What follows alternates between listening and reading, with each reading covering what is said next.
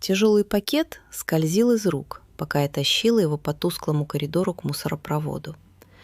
Пальцы подмерзли, полиэтилен хрустнул, на секунду показалось, что он сейчас порвется, и серый пиджак вывалится прямо на линолеум, на эти старые квадратные плитки, которые я сама когда-то выбирала в жековском каталоге. Я остановилась, перехватила пакет поудобнее, вдохнула запах подъезда. Пыль, кошачья шерсть, чужие ужины, холод от входной двери. И все-таки дошла до конца. Деревянная дверь мусоропровода была теплой от трубы за стеной.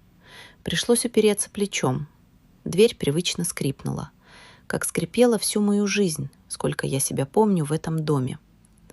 Металл внутри отозвался глухо, будто там внизу затаился пустой голодный желудок, которому все равно, что ему бросают. Я посмотрела на свои руки. Костяшки побелели от напряжения. Ноготь на указательном пальце чуть надломлен. Зацепилась, когда тащила коробку с его книгами. В пакете были его костюмы. Тот самый синий, чуть блестящий, который Катя называла деловым. Серый, в котором он уходил на свои важные встречи. Пара рубашек, аккуратно сложенных, хотя я складывала их нарочно, неровно, как чужие, в которых мне больше не нужно видеть его плечи на своей вешалке. Галстуки, туфли в отдельном пакете стояли у моих ног. До них дойдет очередь. Все это еще недавно казалось неприкосновенным. «Не трогай, Марина, это мое, я разберусь». Теперь разбиралась я. Пакет тяжело перевалился через край. На секунду повис в воздухе, как будто сам передумал, а потом с глухим шорохом ушел вниз. Я прислушалась. Сначала скольжение по металлу, потом глухой удар где-то внизу, где пахнет гнилью и мокрым картоном. Ничего особенного. Обычный звук. На этот звук выкидывают апельсиновые корки, старые журналы, сломанные детские игрушки. Только вместе с этими костюмами провалилось что-то еще. То, за что я держалась 3 года, упрямо, как за поручень в переполненном автобусе, где тебя со всех сторон толкают чужие локти. Я стояла, держась рукой за деревянную рамку, и чувствовала ни радости, ни торжество. Освобождение было, да, но оно шло рядом с усталостью, такой глубокой, что казалось, если сейчас присесть на холодный подоконник напротив мусоропровода, можно уснуть прямо здесь, в подъезде, и проснуться только весной. В груди было пусто, как в тех мешках, которые уже улетели вниз. Ну вот и все, Денис. Проговорила про себя без злобы. Просто отметила факт.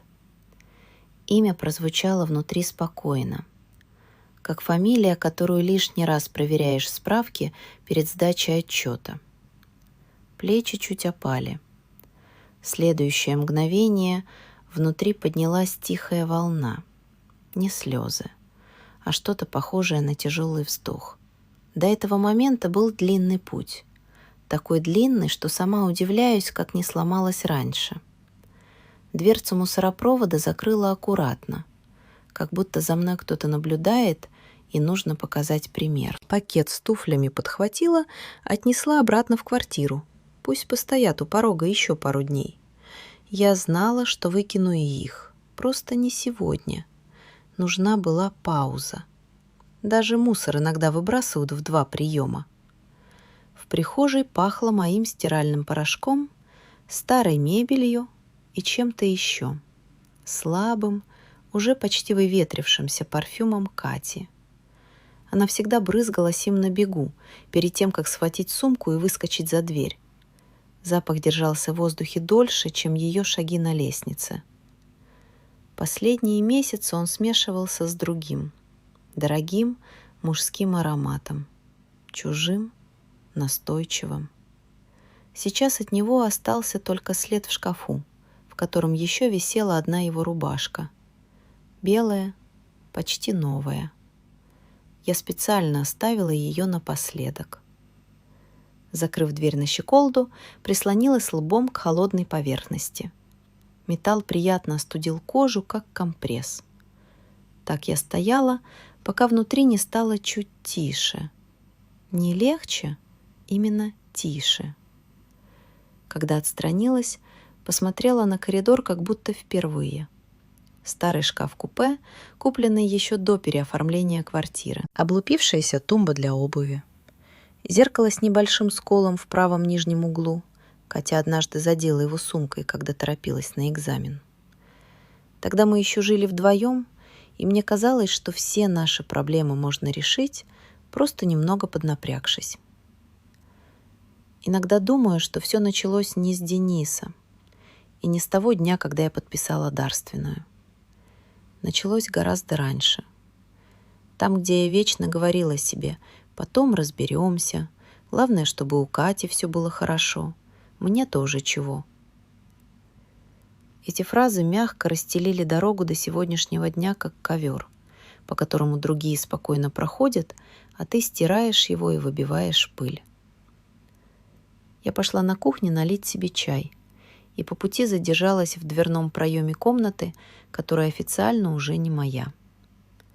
На стенах те же обои, которые мы выбирали вместе. Катя просила что-то не слишком детское, но и не скучное, поэтому остановились на мягких серых полосах. Кровать теперь без ее покрывала, забрала с собой. Остались только подголовник и матрас, на котором я спала последние недели после решения суда. На стуле в углу висел мой халат. В этой комнате снова было больше моего, чем его. Но все равно каждый предмет напоминал, как я сама передала ключи и права на эту жизнь дочери. Тогда казалось, что делаю правильную вещь. В своем возрасте лишний раз не цепляешься за стены. Думаешь о том, что останется после тебя, а не о том, где тебе сидеть по вечерам. Чайник загудел, и мысли вернулись к сегодняшнему утру, к тому, как я открывала шкаф и по пальцам чувствовала чужое присутствие. Пиджаки, рубашки, аккуратно развешанные по цвету. Все это выглядело так, будто хозяин просто вышел на час и вот-вот вернется, снимет с вешалки синюю куртку и скажет своим спокойным голосом: «Марина, ну о чем вы? Все же уже решено». Когда он так говорил, у меня всегда сжимался желудок. Не от страха, от бессилия.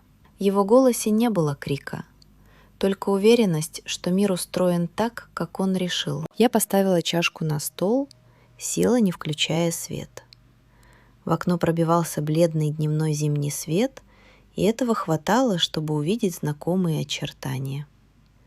Старый холодильник, на котором до сих пор висит Катина расписание за 11 класс. Выцветшая магнитная закладка из библиотеки. Подоконник с 3 горшками.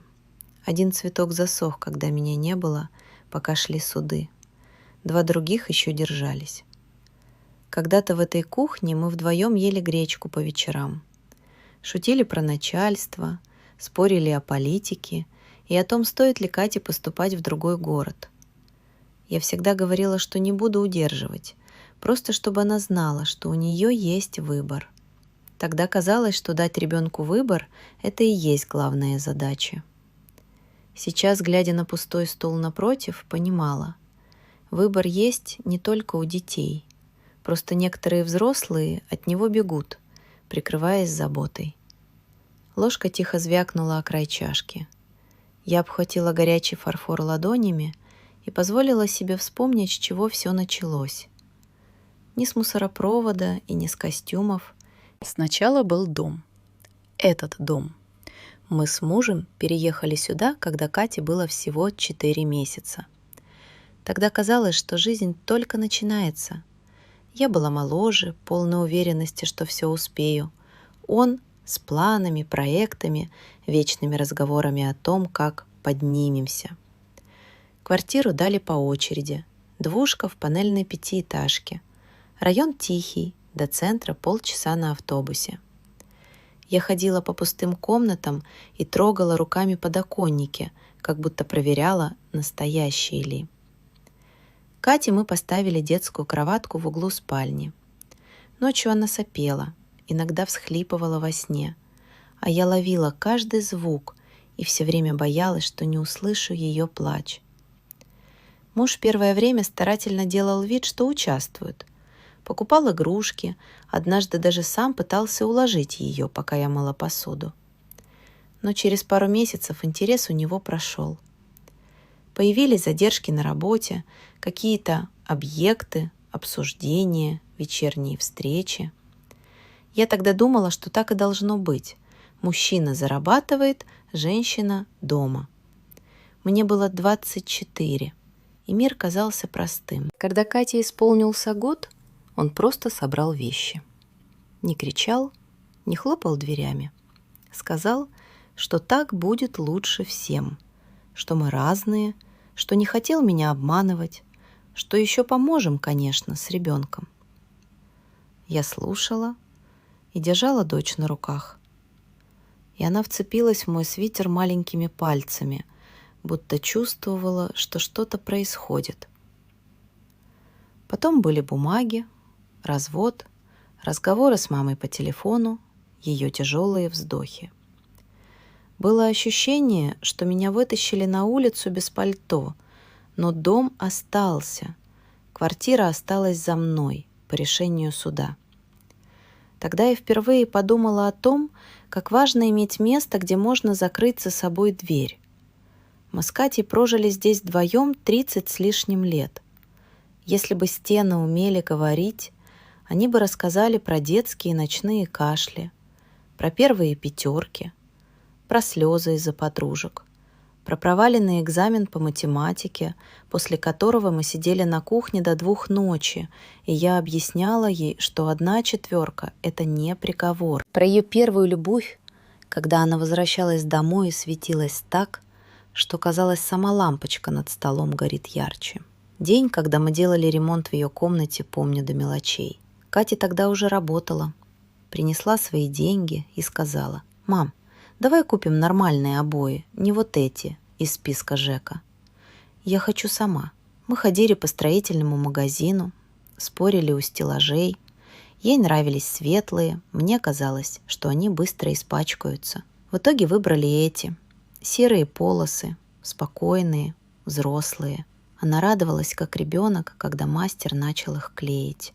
«Наконец-то у меня не детская комната, а нормальная спальня», — сказала тогда. Я смотрела, как она раскладывает свои вещи по полкам, и чувствовала странную смесь гордости и легкой грусти. Ребенок рос.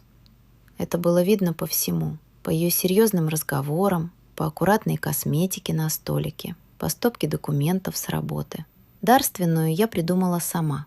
Не потому, что Катя просила. Напротив, она как-то сказала, что не будет тебя выживать из квартиры, что мы на съемной тоже проживем, если что.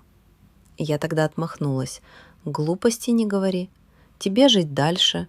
Мне уже под 60. Какие у меня перспективы? На тот момент никаких Денисов в нашей жизни еще не было. Были рабочие будни, моя бухгалтерия в маленькой фирме, где все держалось на 3 людях, и ее офис, который я представляла себе как что-то светлое, просторное, с большими окнами. Иногда по вечерам она рассказывала про начальника, про коллег, про новые проекты. Усталая, но довольная. Денег всегда было впритык, но без долгов. В тот день, когда я повела ее в МФЦ, на улице было сыро и ветрено. Мы шли, держась каждая за свою сумку, как будто это были наши маленькие крепости. Катя все повторяла. «Мам, давай подумаем еще. Не обязательно же прямо сейчас. Но правда». «Чего думать?» — ответила я. «Ты моя единственная. Квартира все равно в итоге тебе останется. Какая разница, сейчас или потом?» В очереди стояли долго. Перед нами женщина ругалась с оператором по поводу прописки. Сзади молодой парень нервно крутил в руках паспорт. Кто-то нюхал таблетки от давления. Я держала в руках папку с документами и чувствовала, как потеют ладони. Не от страха, просто момент был серьезный. Когда нас пригласили к окну, сотрудница с выцветшими волосами и негромким голосом спросила: «Значит, Дарение — близкий родственник?» «Да, дочь», — ответила. Она печатала медленно, Иногда поднимала глаза, уточняла формулировки. Катя сидела рядом, чуть сутулившись, и грызла губу. Я видела в отражении стекла, что она смотрит то на меня, то на экран. «Марин», — тихо наклонилась ко мне, — «давай хотя бы долю оформим, а не все».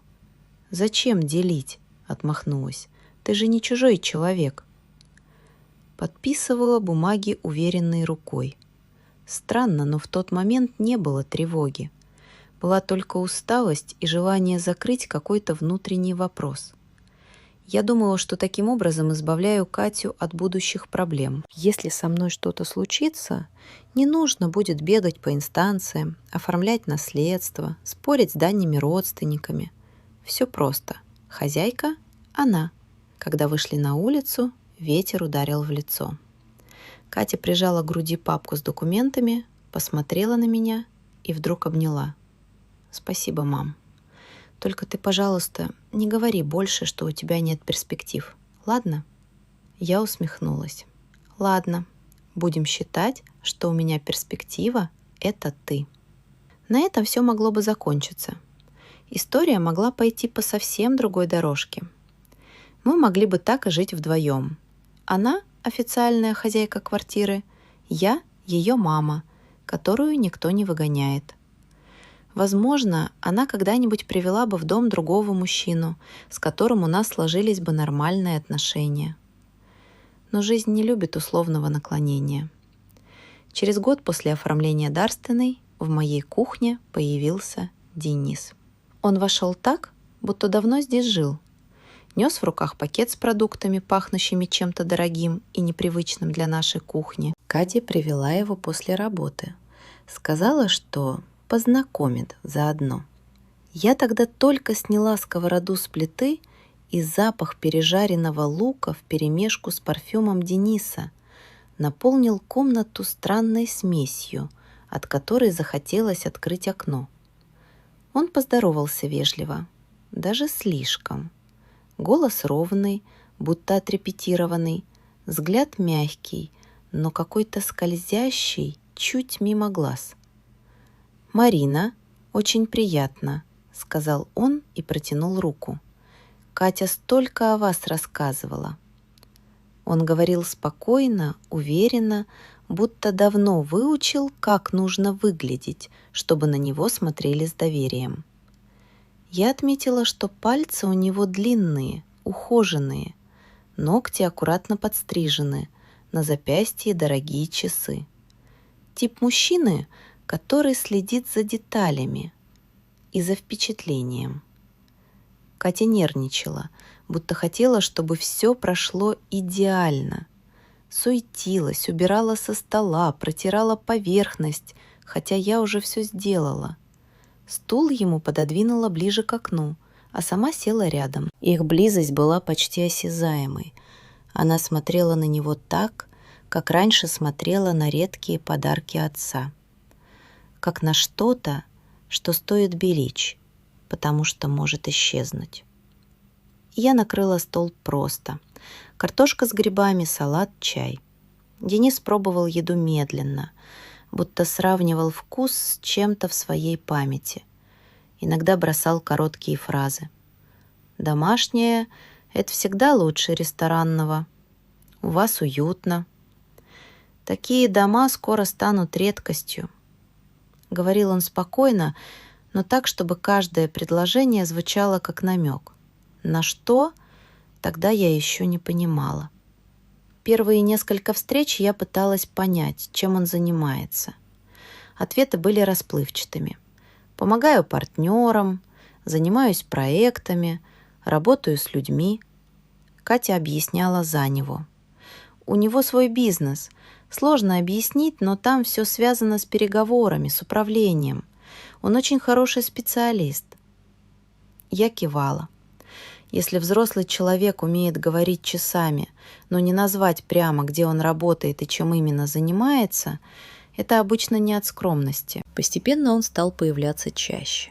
Сначала по выходным, потом приводил Катю поздно вечером, и я слышала их голоса в коридоре. Она смеялась, он что-то рассказывал тихим, уверенным тоном. Иногда они заходили ко мне на кухню, а за чаем он просто стоять рядом, прислонясь к косяку. У него была привычка занимать пространство. Незаметно, мягко, но полностью. «Марина, вы должны больше отдыхать», — сказал он однажды, глядя на мои расчеты расходов. «Работа-то работой, но нужно думать о личных границах». Слово «границы» он произносил так часто, что я стала слышать его даже там, где никто ничего не нарушал. Катя подхватила эти фразы быстро. «Мам, ты слишком переживаешь за всех. Надо отстаивать пространство. Ты слишком включаешься в чужие эмоции. Мы теперь семья, нам надо учиться разговаривать». Я слушала и не понимала, когда мы стала включать его так же, как меня. И почему вдруг надо было учиться тому, что у нас и так работало 30 лет. Первые перестановки в квартире тоже шли под его инициативу.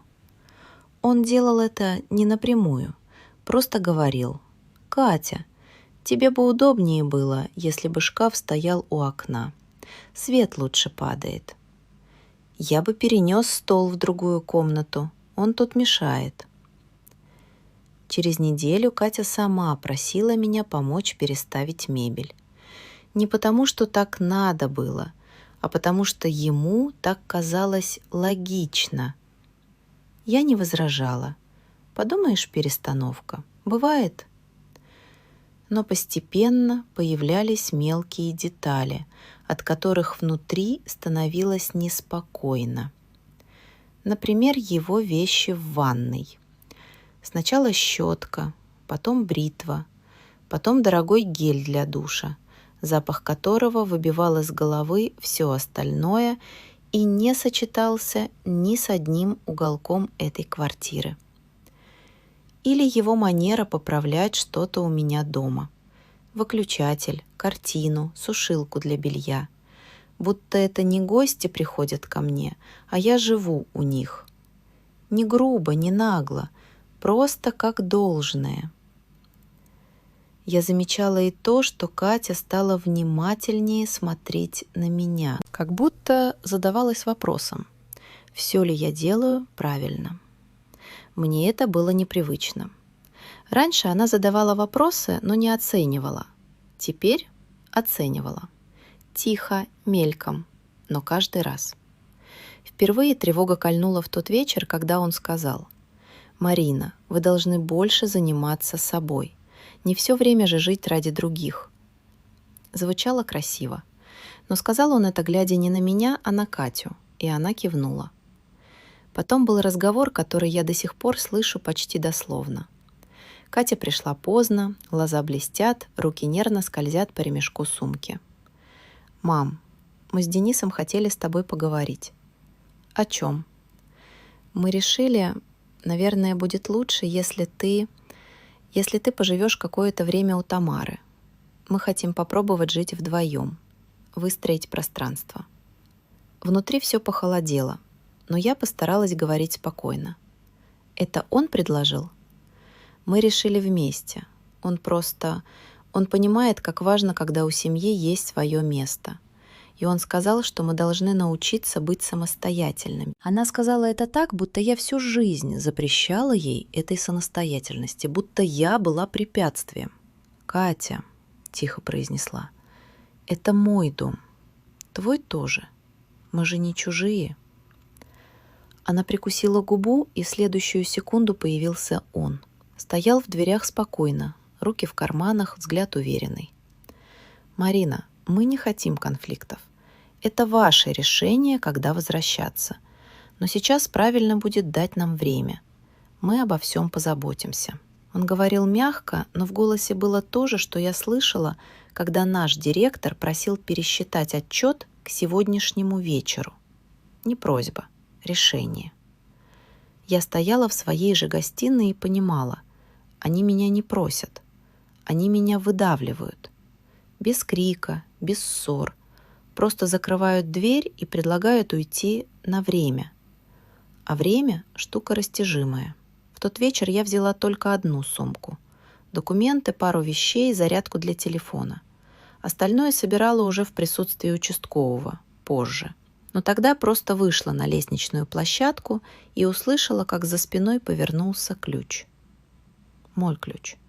Мой замок. На улице было холодно. Остановка жила своей жизнью. Редкие машины, бледные фонари. Я смотрела на снег, который уже начал срываться мелкими крупинками, и пыталась понять, сколько шагов назад привели меня к этому моменту. У Тамары было тепло. Она открыла дверь чуть сонная, в халате, но сразу подтянулась, как только увидела мое лицо. «Марин, заходи. Давай, проходи, не стой». Я сняла ботинки, и теплый воздух обволок плечи, как шарф. «Они попросили меня уйти», — сказала, и голос прозвучал так тихо, что сама его едва услышала.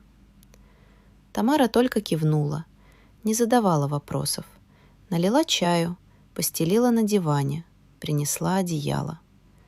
Ходила осторожно, будто боялась спугнуть то хрупкое состояние, в котором я находилась. Ночью я почти не спала. Слышала, как в батареях перегоняют воду, как часы на кухне тикали с редкими сбоями, как под окнами проходили редкие люди. Лежала, глядя в потолок, и пыталась собрать мысли в линию. Получалось плохо. Где-то между тишиной и мерным дыханием Тамары за стеной впервые мелькнуло чувство, что в истории с Денисом есть что-то, о чем я не знаю. Что он пришел не просто так, что у него есть какая-то программа, и Катя в ней часть. Но доказательств не было. Пока. С этого ночлега и начался длинный путь, который привел меня сегодня к мусоропроводу. И к тому, что впереди самое тяжелое. Попытки вернуться, двери, которые уже не открываются, унижение в МФЦ, первые угрозы, первые странности. И, самое главное, первые тени прошлого Дениса, которые скоро начнут проявляться. Сейчас конец первой части холста. Еще одна большая сцена, и будем переходить ко второму. Утро началось с внезапного звонка. Телефон дрожал на тумбочке, будто боялся, что я не услышу. Тамара уже ушла на рынок, и квартира казалась чужой, слишком тихой. На экране было имя — Катя. Номер, который раньше поднимался сразу, без раздумий. Сейчас палец завис над кнопкой, но все-таки ответила. «Мам, ты можешь прийти забрать вещи?» Голос был ровный, почти безжизненный. Денис сказал, что лучше сделать это при участковом, чтобы все было зафиксировано. Она говорила чужими формулировками. Так говорят в канцеляриях, когда им все равно, но надо произнести правильные слова. «Катя, зачем при участковом?» — спросила. «Мы же не враги». На другом конце повисла пауза. Потом тихо. «Так надо». И все. Никаких объяснений. Только время и адрес. Наш старый, мой адрес. Я вышла на улицу, воздух был острым, морозным. Пока шла до дома, ботинки скользили по тонкой корке льда, и каждый шаг отдавался где-то внутри. Подъезд казался другим, как будто стены смотрели на меня холоднее. На втором этаже у двери уже стояли двое — Катя и мужчина в форме. Участковый Пахомов, лет 50. Я его знала. Он иногда обходил квартиры, спрашивал, не шумят ли соседи. Он кивнул коротко. «Давайте спокойно. Забирайте вещи, которые вам принадлежат. Без конфликта». Я посмотрела на Катю. Лицо бледное, губы поджаты. Она избегала взгляда. «Открывайте», — сказала ей. Катя достала ключ. Тот самый ключ, который был у меня 30 лет. Повернула в замке, и щелчок прозвучал так, будто его специально сделали громче. В квартире пахло чужим. Воздух был плотным, будто кто-то весь вечер брызгал освежителем. Я шагнула внутрь и почувствовала, как Пахомов стал чуть ближе. Не грубо, просто для контроля. «Вот ваши пакеты», — сказала Катя и указала на коробки у стены. Мы собрали. Подошла, наклонилась. В одной коробке моя теплая кофточка, которую я вязала на работе, чтобы не думать о налогах. В другой — фотографии старые, где Катя еще маленькая, в шапке с помпоном. Их зачем-то засунули под утюг. Я осторожно вынула снимки, разгладила пальцами. Ничего не сказала.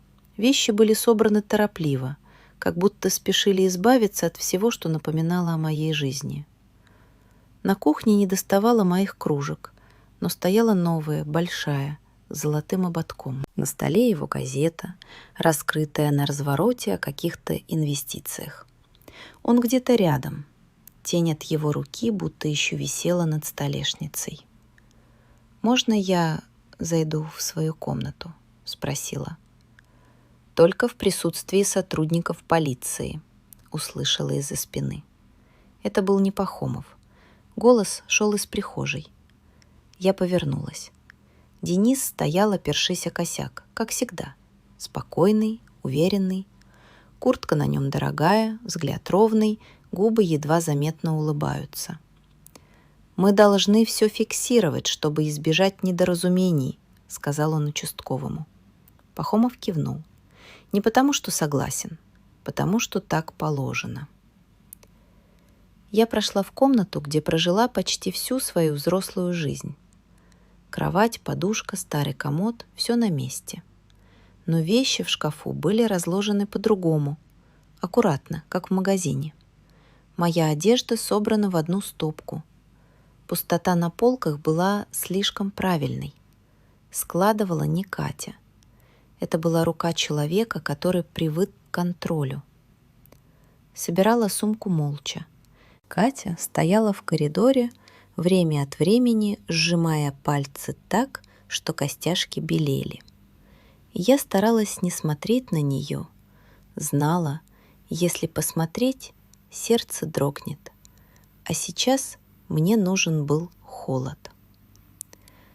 Когда вещи закончились, выдохнула. Казалось, что смогла не уронить ни капли унижения наружу. Пахомов внимательно следил, но без осуждения. «Все?» — спросил он. «Да». Я подошла к выходу. Катя чуть шевельнулась, будто собиралась что-то сказать, но Денис мягко положил руку ей на плечо. Ничего не сказала. Я вышла первой. На лестничной площадке остановилась, прижала сумку к боку. Пахомов спустился на ступень ниже, давая мне пространство. «Марина Сергеевна», — начал он, — «если будут обращения, звоните, только письменно подавайте, так надежнее». «Понятно», — ответила. Хотела сказать спасибо, но в горле застрял ком. Я кивнула и пошла вниз. На улице мороз окатил мне лицо, и только тогда заметила, что руки дрожат, не от холода. От того, что все происходящее было слишком реальным. Это не было ссорой, не было семейной драмой. Это было как нотариальная процедура. Тихая, аккуратная, но с хирургической точностью отрезающая меня от моей жизни. Тамара встретила меня у подъезда. Она стояла, закутанная в пуховик, держала пакет с хлебом и яблоками. «Что они сделали?» — спросила тихо. «Все, что могли», — сказала. «И еще немного». Мы пошли к ней домой. На половине пути телефон снова завибрировал. Сообщение от незнакомого номера. «Не провоцируйте конфликт, иначе будем вынуждены обратиться в органы». Без подписи, но стиль узнаваем. Я не ответила, просто выключила звук. У Тамары на столе уже стоял чайник, рядом тарелка с печеньем. Она не расспрашивала, только иногда бросала короткие взгляды, теплые, внимательные. Когда я разложила свои вещи в ее гостиной, телефон снова завибрировал. На этот раз сообщение было от Кати. «Мам, все можно решить спокойно. Просто нужно время. Мы сейчас тоже в трудном положении». Фраза «мы в трудном положении» прозвучала как-то чуждо. Ее раньше не хватало денег на учебу, времени на отдых, иногда сил на разговоры. Но никогда она не говорила так, будто участвует в чужом сценарии. Я села на диван, закрыла глаза. Перед ними всплыла картина. Денис стоит в дверях, спокойный и уверенный, его рука на плечах Кати и тень, легкая, почти незаметная, от чего-то, что прячется за его словами. И впервые за все время мелькнула мысль, которая потом будет звучать все громче. Он не просто убедил ее, он готовил это заранее. Этот день, прогулка с участковым, коробки с моими вещами — все это было не началом конфликта. Это был только первый видимый слой. Под ним скрывалось что-то еще, то, что я узнаю позже. Слишком поздно, чтобы сохранить семью, но достаточно вовремя, чтобы вернуть себе жизнь. Попытки вернуться в привычную жизнь первые дни казались чем-то само собой разумеющимся. Словно все произошедшее у Кати на пороге было временным недоразумением, чем-то, что рассосется само, когда она отдохнет от напряжения, а Денис исчезнет на очередную свою командировку. Держалась за эту мысль, хотя где-то под ребрами уже стояла твердая тяжесть понимания. Назад меня никто не пустит. Через 2 дня после выселения набралась сил. Тамара ушла за продуктами, и ее тихий коридор, пахнущий сушеными яблоками и старым деревом, словно подталкивал выйти наружу и сделать то, что казалось неизбежным. Достала куртку, потрясенно посмотрела на собственные руки, все еще дрожащие, и закрыла за собой дверь. Морозное утро обдало лицо сухим воздухом. Двинулась к своему дому так, будто шла по льду, осторожно, внимательно, стараясь не позволять себе лишних надежд. Подъезд встретил знакомым запахом сырости и старых газет. На лестничной клетке слышались глухие голоса, чьи-то мужские, хриплые, усталые. Остановилась перед дверью Кати, прислушалась. Голоса затихли.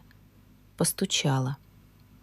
Открыла сама Катя. Волосы собраны в хвост, глаза красные, будто всю ночь не спала. Увидев меня, не удивилась, словно знала, что приду. Лицо ее вытянулось, но взгляд застыл самвар мимо моего плеча. «Мне нужно хотя бы поговорить», — сказала ей. Голос неизбежно дрогнул. Катя глубоко вдохнула, опустила глаза. На секунду показалось, сейчас она шагнет в сторону, откроет дверь шире, позовет по имени, обнимет, скажет, что погорячились. Но уже через мгновение в дверном проеме появился Денис. Стойка его была спокойной, почти ленивой. Он даже не спросил, зачем я пришла, только слегка наклонил голову. Движение, которым он обычно подчеркивал свое превосходство. «Мы сейчас заняты», — произнес мягко, сформулировав каждое слово так, будто объяснял неразумному ребенку. Катя не подняла глаз. В ее молчании чувствовалась натянутая, болезненная нить, и тянулась эта нить не ко мне. Ее держал он. «Мне надо забрать вещи», — сказала я.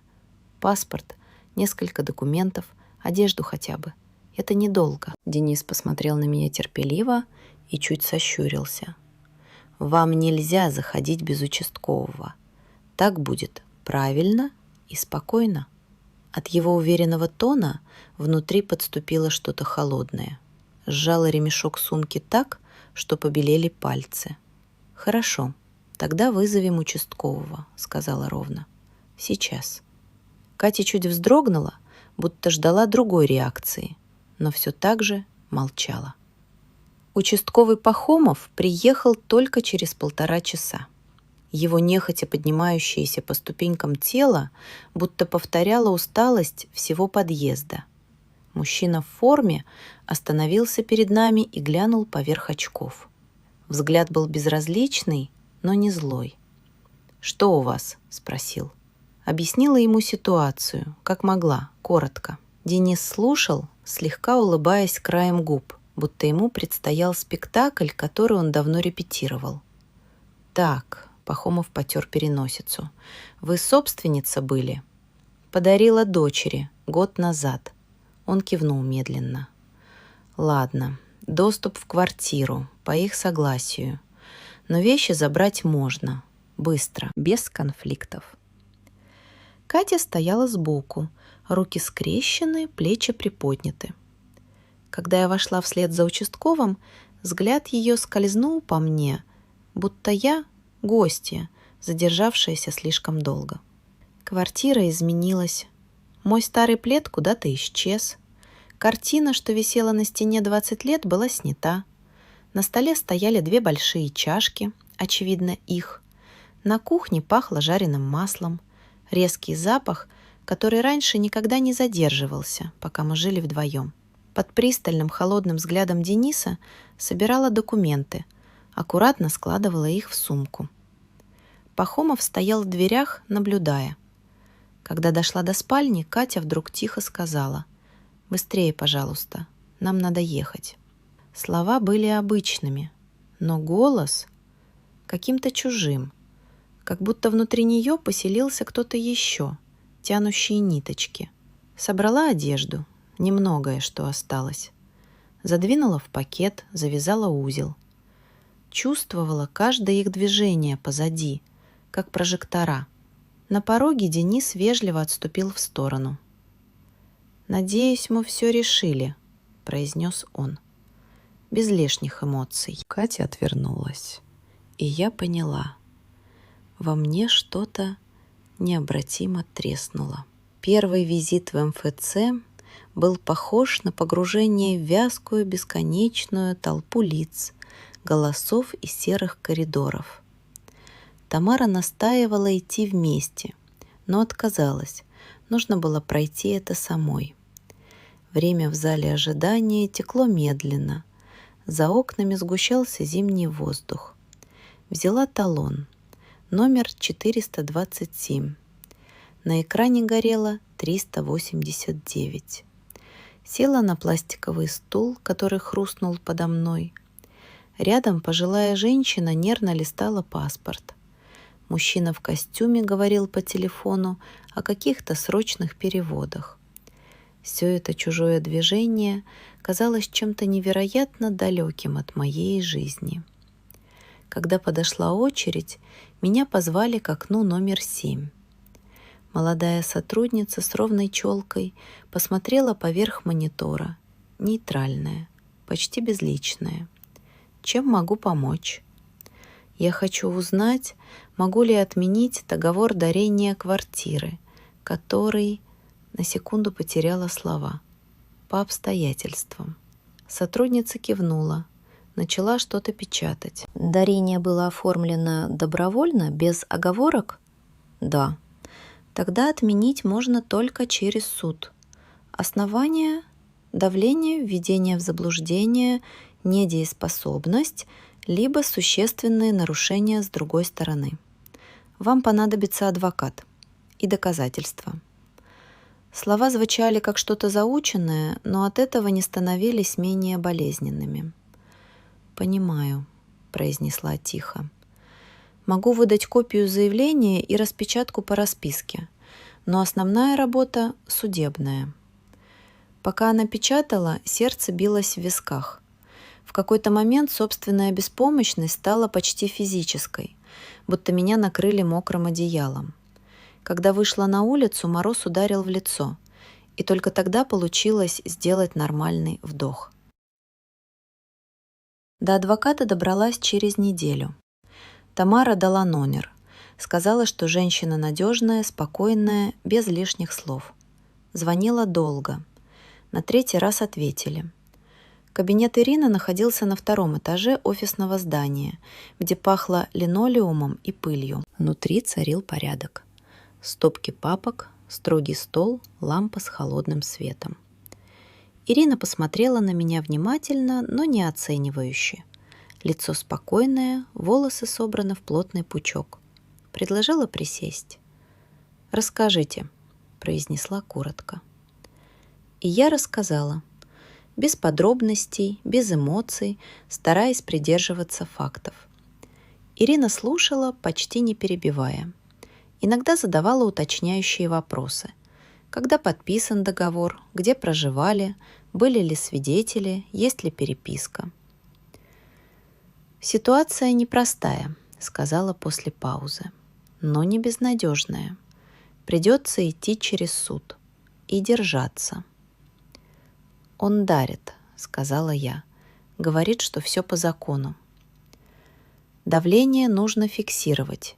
Любые угрозы, попытки подставы, провокации, и ни в коем случае не общайтесь с ним один на один». Ее уверенность была не громкой, скорее твердой, будто у человека, который видел слишком многое. «Мы подадим иск», — продолжила она, — «и будем действовать шаг за шагом. Главное, вы должны понимать, это не быстро и не чисто. Понадобятся нервы». Нервы. У меня их почти не осталось.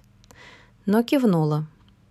Когда вышла из кабинета, почувствовала странное облегчение, будто впервые за долгое время кто-то сказал правду, без обещаний и без утешений.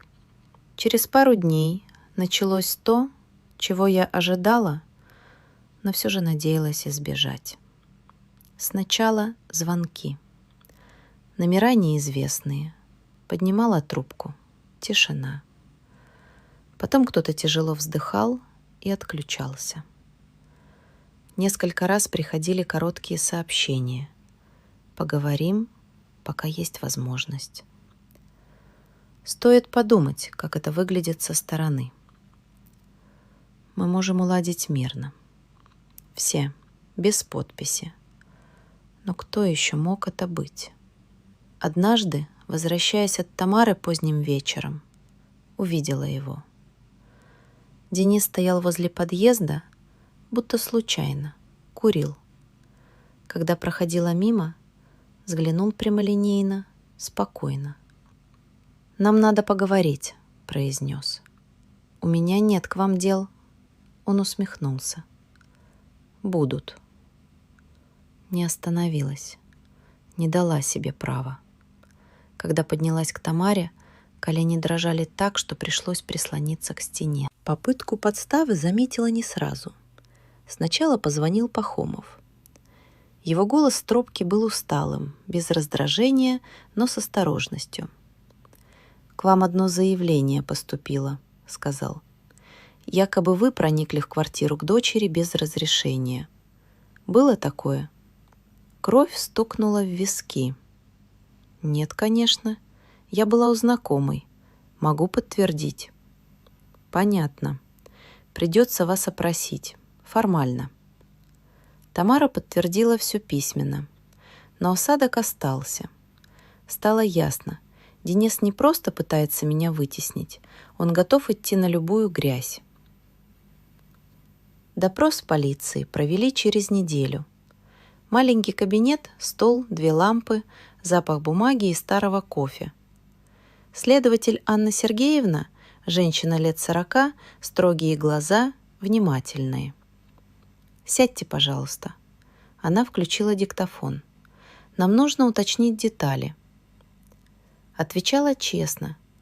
Ощущала ее взгляд, спокойный, изучающий, будто она уже видела сотни таких историй.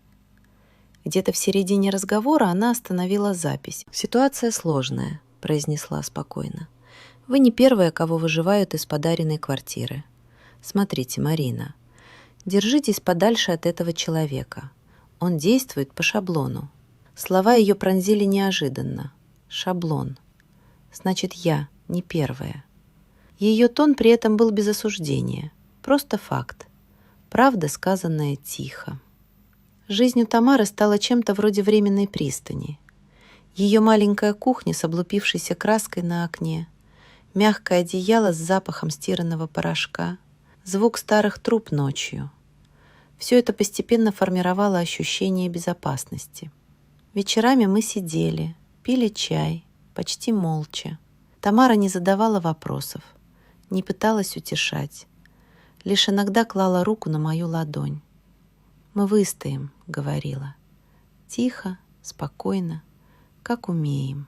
Но ночами, когда она засыпала, а я лежала, глядя в темный потолок, мысли разбегались. Писала Кате длинные письма. В одном рассказала, как скучаю, в другом, как переживаю за нее, в третьем, как ненавижу все, что происходит вокруг. Ни одно из писем не решилась отправить. Эти письма копились в телефоне, как невыдохнутый воздух. И где-то там, на уровне интуиции, начало понемногу пробиваться ощущение. Денис что-то скрывает. Что не проходило мимо глаз внимательного человека. Его спокойствие было слишком ровным. Его уверенность слишком отточенной. Но доказательств не было, пока не появилась она. Она появилась сначала в словах, чужих, брошенных мимоходом. В один из тех дней, когда снег в городе превращался в серую кашу, а в МФЦ снова не получилось попасть к нужному специалисту, возвращалась домой на автобусе. Людей было много, воздух вязкий от влажных курток. Кто-то громко обсуждал по телефону ремонт. Я стояла у дверей, держась за поручень, когда в кармане вибрировал телефон. Незнакомый номер. «Да?» — ответила, перекрикивая гул салона. Секунду в трубке молчали. Потом прозвучал женский голос. Уставший, хрипловатый, будто человек много курит или мало спит. «Это Марина? Мать Екатерины Денисовны?» — спросила она, чуть растягивая слова. Сердце неприятно ёкнуло. «Да, слушаю». Пауза была длиннее, чем требовалось. «Меня зовут Светлана», — сказала она. «Я бывшая жена Дениса». Автобус резко дернулся, кто-то задел меня локтем. Пришлось крепче вцепиться в поручень, чтобы не упасть. Голос в трубке оставался ровным. «Нам нужно встретиться», — добавила она, «если вы хотите вернуть свою жизнь». От этих слов в груди что-то сжалось. Не поверила сразу. Слишком много вокруг было полуправды и манипуляций. Но в голосе этой женщины не чувствовалось ни нажима, ни жалости. Только усталость. «Откуда у вас мой номер?» — спросила. Долго искала. Нашла через одну общую знакомую. Не по телефону. Лучше лично. Назвала кафе недалеко от центра. То самое, мимо которого я много лет ходила на работу, но ни разу не заходила внутрь. Договорились на послезавтра. Она попрощалась без лишних фраз. Просто отключилась. Вечером рассказала об этом Тамаре. Та выслушала молча. Долго мешала ложкой чай. «Похоже, у вашего Дениса не первый такой крукада», — тихо сказала. «Только осторожно. Сначала посмотри, что за человек». Сон в ту ночь не шел. В голове крутились обрывки. Катя, вытянутое лицо Дениса, слова Анны Сергеевны о том, что он действует по шаблону. Теперь этот голос — Светлана, бывшая жена. Слишком много совпадений. В назначенный день пришла в кафе чуть раньше. Маленькое помещение с большими окнами, через которые было видно серое зимнее небо. Внутри пахло кофе и ванилью. Людей было немного, пара студентов у ноутбука, женщина в красном шарфе у окна. Села за столик в углу. Руки слегка дрожали, поэтому взяла чашку обеими ладонями, будто грелась. Светлана вошла почти беззвучно. Невысокая, в темном пуховике, волосы собраны в небрежный пучок. Лицо молодое, но усталое, с мелкими морщинами вокруг глаз. Огляделась и сразу направилась ко мне. «Вы Марина?» — уточнила. Кивнула. Она села, расстегнула куртку, выдохнула. Как будто сама долго решала, приходить или нет. «Спасибо, что пришли», — сказала. «Если честно, я не для вас сюда шла, скорее для себя. Но вам эта информация нужнее». В ее голосе не было ни враждебности, ни сочувствия. Скорее, какая-то ровная, отрешенная честность человека, который уже все отстрадал. «Я не знаю, чего ожидать», — ответила, «но готова выслушать». Она заказала черный кофе, а потом, пока его ждали, достала из сумки папку «Скоросшиватель». Положила на стол аккуратно, ровно. «Вы, наверное, думаете, что у вас уникальная история», — сказала, «что муж вашей дочери просто оказался не тем человеком. На самом деле он повторяется, просто с разными женщинами». Эти слова странным образом перекликнулись с тем, что говорила Анна Сергеевна про шаблон. Внутри все сжалось еще сильнее. Светлана открыла папку. Внутри были листы с какими-то распечатками, копии документов, несколько фотографий. Пальцы ее двигались спокойно, как у врача, показывающего результаты анализов. «Я прожила с ним 5 лет», — произнесла. «Думала, что нашла человека, который вытащит меня из долгов и проблем. Оказалось, что просто стала следующей ступенькой». Ее рассказ только начинался, а у меня уже вспотели ладони. Она заметила это краем глаза, но ничего не сказала. Мы сидели напротив. 2 женщины, которых связал один и тот же мужчина. За окном шел снег, в зале тихо играла музыка. Кто-то смеялся у дальнего столика. Мир жил своей жизнью, не обращая внимания на наш маленький узел из правды и боли. Светлана заговорила, не поднимая голоса. Каждое ее слово ложилось внутрь, как тяжелый камень. Она рассказывала не все сразу, а кусками, осторожно. О том, как Денис оформлял кредиты на ее имя, как убеждал продать родительскую комнату ради общего будущего, как исчезал на неделе в командировке, а потом находились странные счета и чужие вещи. Я слушала и ловила себя на том, что многое пугающе знакомо. Те же фразы, те же интонации, те же обещания все взять на себя. Иногда хотела остановить ее, сказать «хватит, я уже поняла». Но Светлана говорила дальше, будто ей нужно было, наконец, выложить все до конца. Когда она впервые произнесла слово «двоеженство», внутри все будто провалилось. «Вы хотите сказать, он...» «Да», — перебила она спокойно. «Женился на мне, не разведясь с первой. Потом все как-то урегулировали задним числом. Но следы остались. Документы, переписка. И еще одна женщина потом была. Ипотека на нее. Он не уничтожает следы, просто переходит к следующей». Светлана посмотрела прямо, впервые задержав взгляд. «Ваша дочь у него? Сейчас». Эти слова звучали просто, но в них было все. И страх, и вина, и усталость. Она не обвиняла меня и Катю, скорее констатировала. Голос вдруг предательски сел. «Зачем вы все это делаете?» — спросила. «Могли забыть, жить дальше». Она усмехнулась уголком губ. «Забыть? Такие вещи не забываются. Я просто не успела тогда собрать все, что было. У вас еще есть время, если начнете сейчас». Ее пальцы перебрали бумаги, остановились на копии какого-то заявления. Светлана протянула мне несколько листов. Здесь номера дел, кое-какая переписка, копии договоров.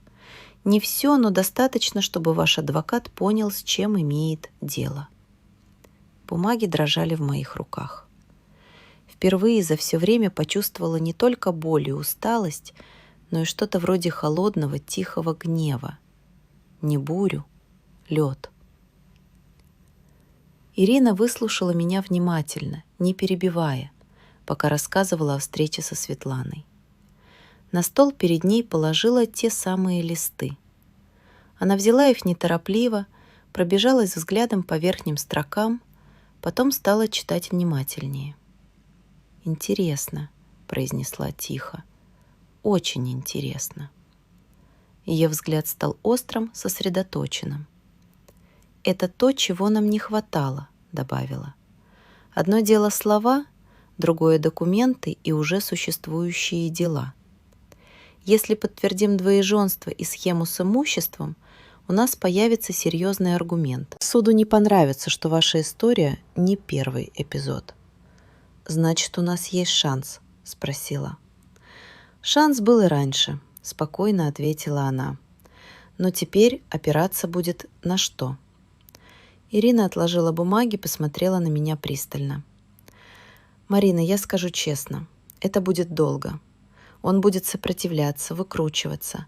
Скорее всего, попытается дискредитировать и вас, и Светлану.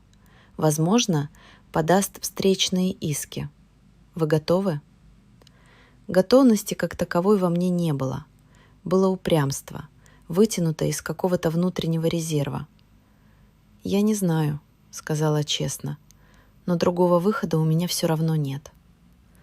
Она кивнула, будто такого ответа и ждала. «Тогда начнем с запроса», — произнесла. «ЗАГС, суды, кредитные организации — это займет время. Ваша задача — жить, не дать ему раздавить вас в быту. Остальное будем делать по мере поступления информации». В ее словах не было пафоса, просто четкий рабочий план. Тем временем давление Дениса нарастало. Звонки участились. Теперь иногда говорил сам, не скрываясь. «Подумайте еще раз, Марина», — говорил мягким голосом. «Вам это все не нужно. Возраст не тот, чтобы таскаться по судам. Мы можем помочь вам денежно». Слово «возраст» он выделял так, что за ним слышалось настоящее. Вы уже списаны. Вы никому не нужны.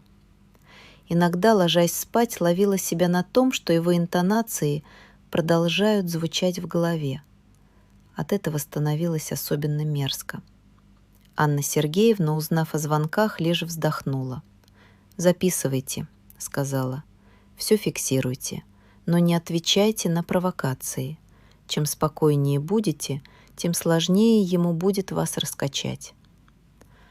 Спокойствие давалось тяжело, но старалась. Жизнь между этими эпизодами казалась подвешенной.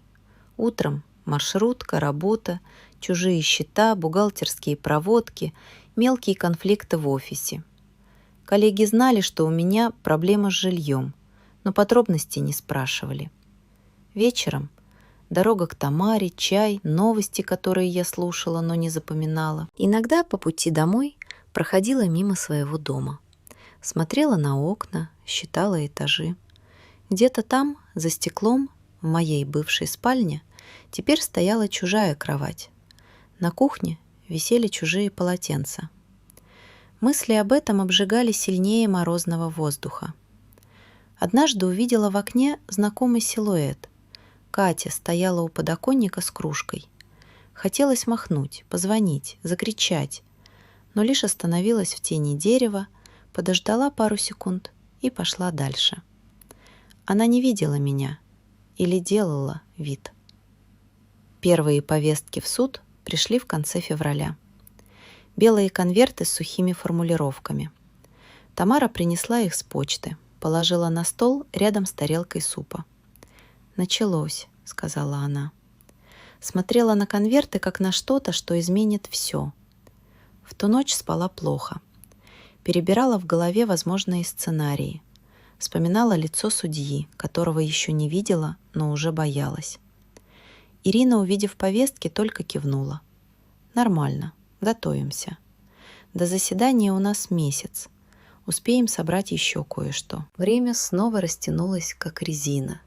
Каждый день казался подготовкой к чему-то, что определит мои остатки жизни. И в этой растянувшейся паузе я все чаще думала о Светлане. О том, сколько сил понадобилось, чтобы прийти ко мне, попросить встречу, снова поднять прошлое. Она иногда писала короткие сообщения. «Получили ли вы справку? Если нужно, могу дать контакты еще одной женщины». Мы не переходили на личные темы, не обсуждали чувства. Наши беседы были как отчеты. Но именно в этой сухости чувствовалась какая-то странная форма солидарности. И каждый раз, читая ее сообщения, все отчетливее понимала. История с Денисом не только про мою квартиру. Это про способ жить за счет других, про систему, которую он выстроил вокруг себя, используя доверие женщин, их усталость, их желание опереться хоть на кого-то. Осознание этого не облегчало жизни, но помогало не обвинять себя за каждую ошибку, не думать, что все случившееся только результат моей слепоты. Мы были не единственными, кто попался в эту сеть, а впереди уже маячил первый день суда, как точка, которой все неумолимо двигалось. И с каждым днем становилось все яснее. Ни он, ни Катя больше не вернутся к прежнему. Как бы ни закончилась эта история, назад дороги действительно нет. Время перед первым заседанием текло будто сгущенным воздухом. Работу выполняла автоматически, почти не замечая, как проходят дни. По вечерам приходила к Тамаре, мы ужинали вместе, потом садились на кухне и просто молчали. Иногда она включала радио, старые песни, которые знала наизусть, и под этот фон тишина становилась терпимее. Внутри же нарастало странное двоякое состояние. С одной стороны, страх перед судом, перед тем, что придется снова встретиться с Катей и Денисом. С другой — ожидание, потому что все происходящее затянулось, как затянутая рана, которая не заживает, пока ее не вскрыть. Этой ранней весной город был особенно серым. Плиты тротуара блестели от талой воды, грязный снег лежал в местах, куда солнце почти не попадало. Люди спешили по своим делам, и казалось, что никто не догадывается, что в каких-то квартирах, в каких-то семьях происходит такое. Медленное разрушение, раскол между близкими, ломка привычной жизни. На работе начальница несколько раз спрашивала, все ли у меня в порядке. Отвечала уклончиво. Не хотелось объяснять. Сил не было. За несколько дней до суда у подъезда Тамары увидела женщину, которая, приглядевшись, оказалась знакомой. Соседкой с нашего старого дома, Мариной Петровной. Она была из тех, кто все знает, все видит, и слухи в подъезде текут к ней, как по трубам. Она посмотрела на меня, тяжело вздохнула и сказала: «Слышала, у тебя проблемы с квартирой. Держись. Мы там все видим, как он себя ведет». «Он?» — спросила, хотя и так поняла. «Да, много по подъезду ходит. Со всеми пытается подружиться, но люди не дураки. Уж больно гладкий». Она коснулась моей руки теплой ладонью. «Если что, скажи. Я свидетелем пойду. Я помню, как ты с Катей жили. Тихо жили. Хорошо жили».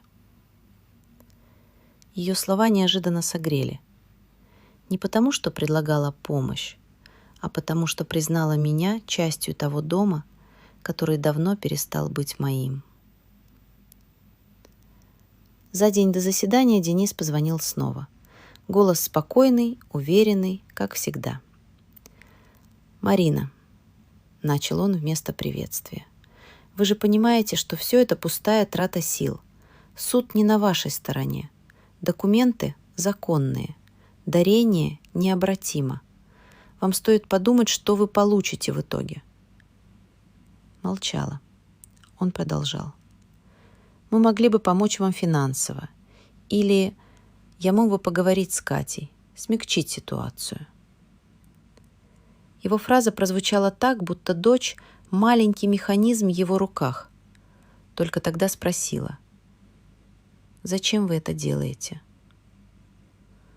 Он чуть рассмеялся, почти неслышно. «Просто хочу, чтобы все было спокойно. Вам ведь не нужны конфликты в вашем возрасте». Слово «вашем» прозвучало так, будто меня записали в другой мир. Старый, отставший, бесполезный. Впервые за долгое время не стала оправдываться. Просто сказала: «Больше не звоните». И отключила. В груди долго стояла тихая дрожь. Не от страха, а от осознания, что больше не поддамся его тону. Накануне суда не могла уснуть почти до утра. Вспоминала разные моменты из жизни Кати. Как она болела в 1 классе, и мы лежали на старом диване, смотрели мультики. Как она поступала в институт и плакала от усталости, а я варила ей бульон. Как мы выбирали обои для ее комнаты, когда она была подростком. Каждое воспоминание резало изнутри, потому что теперь между нами стоял человек, который пользовался ее впечатлительностью, ее стремлением быть хорошей, и ничего не могла с этим сделать. Под утро заснула ненадолго. Проснулась от запаха кофе. Тамара уже варила его на маленькой кухне. «Тебе нужно поесть», — сказала она. «Суд — это не просто пойти и посидеть». Послушала ее, хотя еда шла с трудом. Первое заседание было назначено на 10 утра. Мы с Ириной пришли заранее. Судебное здание стояло на холодном мартовском ветру, серое, с широкими ступеньками. Внутри пахло бумагой, металлом рамки, влажными куртками. В коридорах уже собрались разные люди. Кто-то тихо говорил по телефону, кто-то нервно ходил туда-сюда. Судебные приставы сидели у входа, проверяя сумки. Денис и Катя пришли через 10 минут. Увидев их, почувствовала, как сердце ударило сильнее.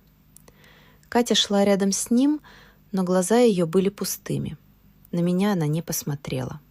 Денис кивнул, будто встретил знакомую по работе, и сразу отвел взгляд.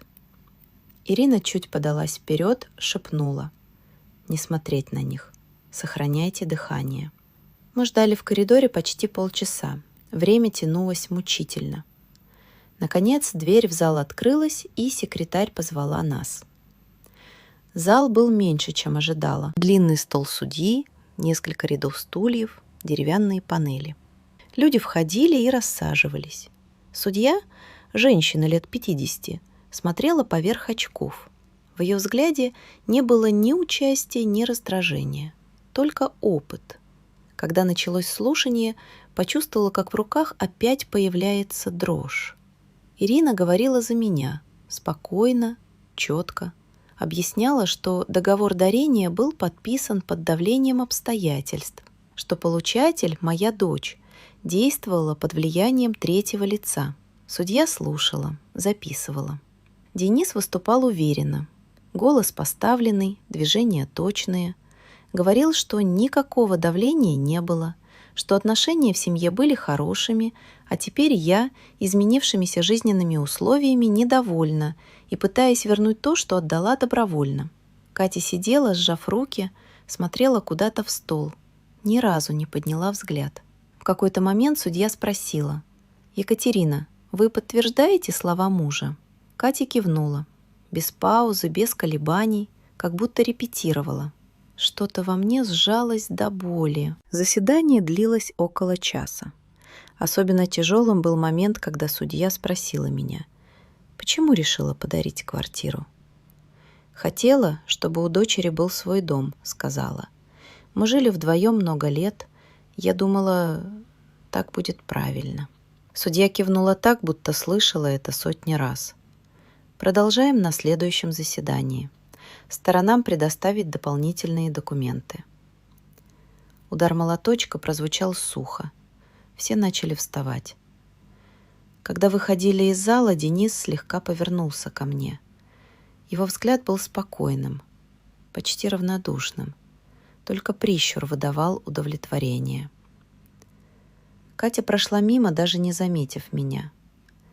Именно в этот момент я впервые ощутила, что что-то в нашей связи оборвалось полностью. На улице подул резкий ветер, и Ирина натянула капюшон. «Все нормально», — сказала она. Судья не приняла их сторону, не спешила. Это хороший знак. Мне было трудно дышать. Катя начала и замолчала. «Она под влиянием», — спокойно сказала Ирина. «Это видно». «Не вините ее сейчас. Важно не это». Мы шли до остановки молча. В голове крутились слова, которые Катя не сказала. То, как она не посмотрела на меня. То, как выпрямила спину рядом с Денисом. Когда вернулась к Тамаре, та уже знала по моему лицу, как все прошло. «Иди сюда», — сказала она тихо. «Садись, поешь». Села за стол, но кусок не лез. Тамара рядом присела, не задавая вопросов. Только наливала чай. Вечером, лежа на раскладном диване, долго смотрела в потолок. Сцены из суда мелькали перед глазами. Но вместе со страхом и болью внутри появлялось новое чувство — твердость. Такая, которой раньше во мне не было. Потому что теперь знала, все только начинается, и где-то впереди правда, которую больше не получится никому спрятать. За несколько дней до следующего слушания город неожиданно накрыло мокрым снегом. Он ложился на крыше тяжелыми хлопьями, тут же превращаясь в воду, и стекал по подоконникам мутными дорожками. Это создавало ощущение какой-то приглушенности, будто сама погода ждала чего-то вместе со мной. Внутреннее напряжение держалось плотным узлом под ребрами, не уходило ни после разговора со Светланой, ни после слов Ирины, ни после долгих вечерних сидений у Тамары на кухне. Тамара в эти дни стала особенно тихой, словно чувствовала, что любое неосторожное слово может отбросить меня назад. Она подолгу смотрела, как я медленно размешиваю ложкой чай, как пытаюсь читать новости, ничего не понимая, и только иногда задавала короткий вопрос. «Ты спала сегодня?» Отвечала ей честно. Обычно нет. Работа перестала быть спасением. Раньше я находила в ней ритм, порядок, ощущение контроля. Цифры не предают, документы не манипулируют, но теперь даже там начинали дрожать руки, когда нужно было подписывать что-то важное. Коллеги смотрели с осторожной вежливостью, но не спрашивали, и за это я была благодарна. Иногда ловила себя на том, что пытаюсь представить, что делает сейчас Катя. Как возвращается с работы, ставит чайник, снимает пальто, смотрит в телефон. Эти обрывки никогда не складывались в цельную картину, потому что между нами теперь была стена, построенная не мной. И каждый раз от этих мыслей внутри возникала тяжесть, словно на грудь опускали кирпич. Однажды поздно вечером, выйдя купить хлеб, заметила, что на скамейке возле дома Тамары сидит мужик в капюшоне. Он поднял голову, но лицо оставалось в тени. На пару секунд возникла мысль — Денис. Сердце дернулось, но мужчина только затянулся сигаретой и отвернулся. Возможно, просто прохожий. Или сосед. Но от этого я ускорила шаг. Теперь в темноте любой силуэт ощущался угрозой. Анна Сергеевна, когда я в следующий раз пришла подписать протокол, сказала: «Это нормальная реакция. Такие люди давят не только действиями, но и тенью. Главное — не давать себе разрастить страх до размеров комнаты». Она говорила без тени назидания, просто как факт, который давно знает. Чем ближе был день следующего заседания, тем отчетливее появлялось странное чувство. Будто вокруг меня собираются какие-то невидимые нити, и каждая из них тянет в свою сторону. К Тамаре, к Ирине, к Светлане, к полиции, к самому Денису. Но ни одна не вела к Кате. Ее нить оборвалась, как будто кто-то перерезал ее аккуратно, не оставив зазубрин. Всю ночь перед судом снова почти не спала. Лежала, слушая, как гудят трубы, как в соседней комнате шуршит Тамара, перебирая какие-то свои клубки пряжи. И чем ближе было утро, тем яснее ощущение.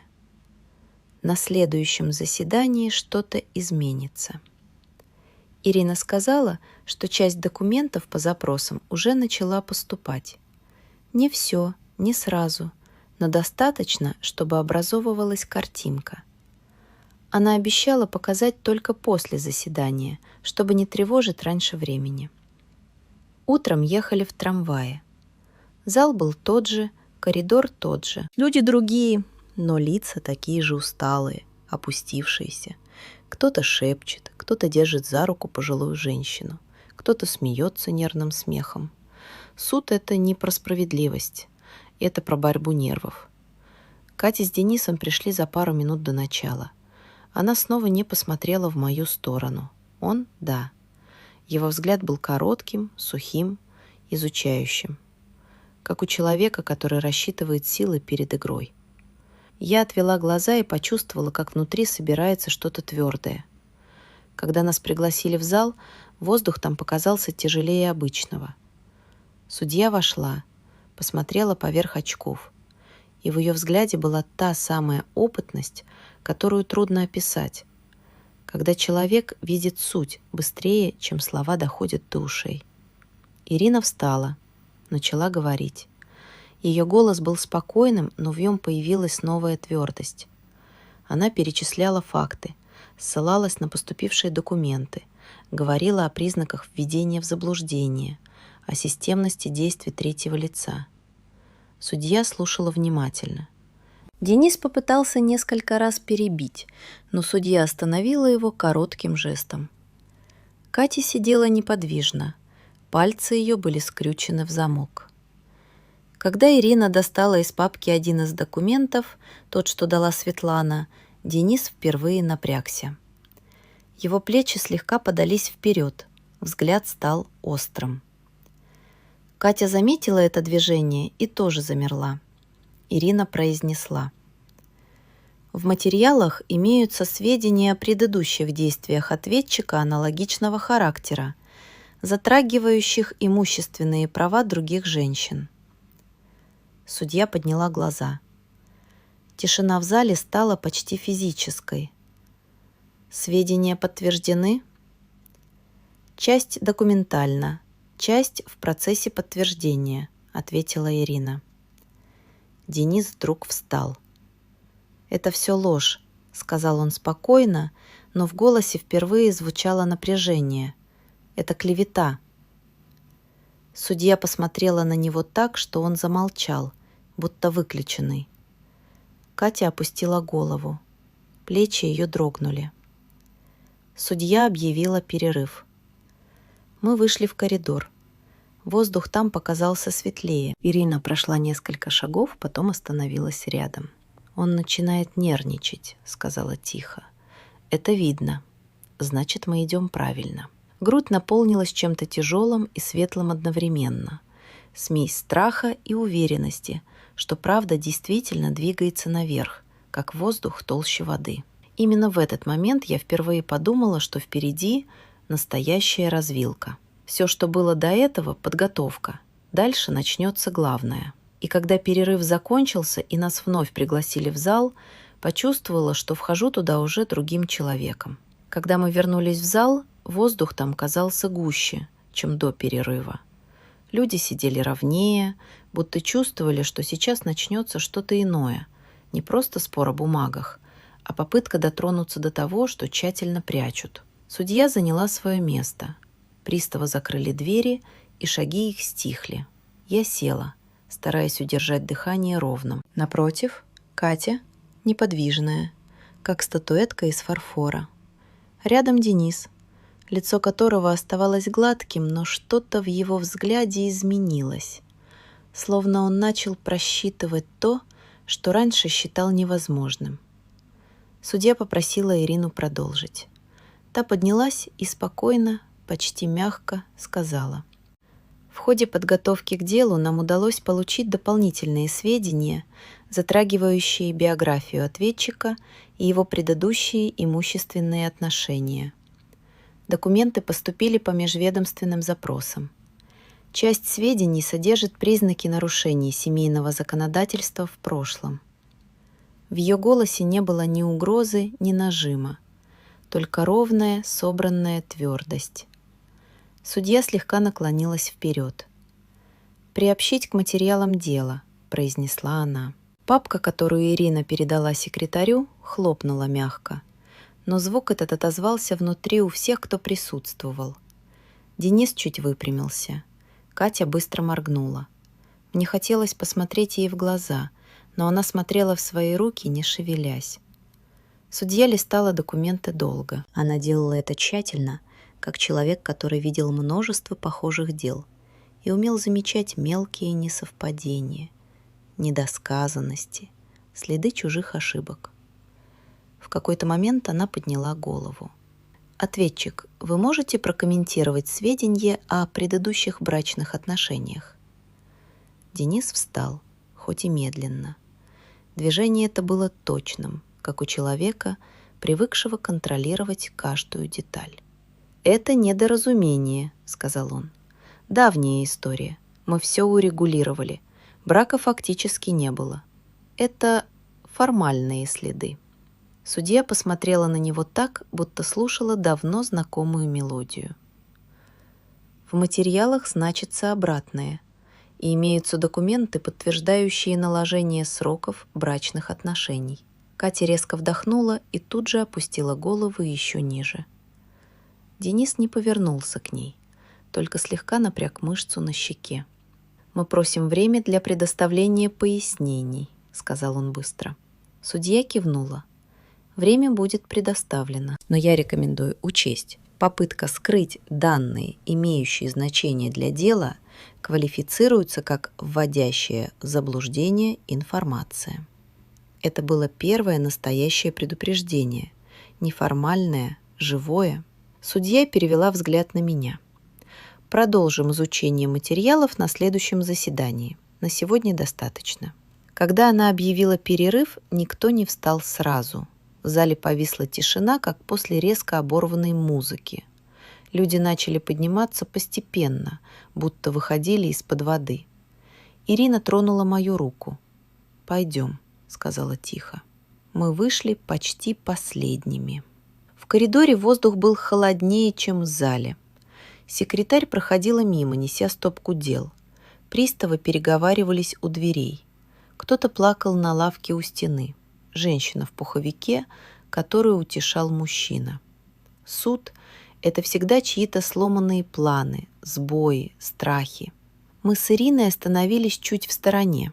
Она достала из папки копии тех самых документов, что судья получила минутами раньше. «Хочу, чтобы вы увидели это сейчас», — сказала она. «Не для того, чтобы вас напугать, а чтобы понимать, с чем мы имеем дело». Она развернула первую страницу. Это была справка о регистрации браков. Даты перекрывались. Один союз формально прекращен спустя месяцы после заключения другого. Все сухо, лаконично. Цифры и подписи. Но от этих цифр внутри все сжалось. «Он сказал, что это ошибка?» — спросила. «Да», — ответила Ирина.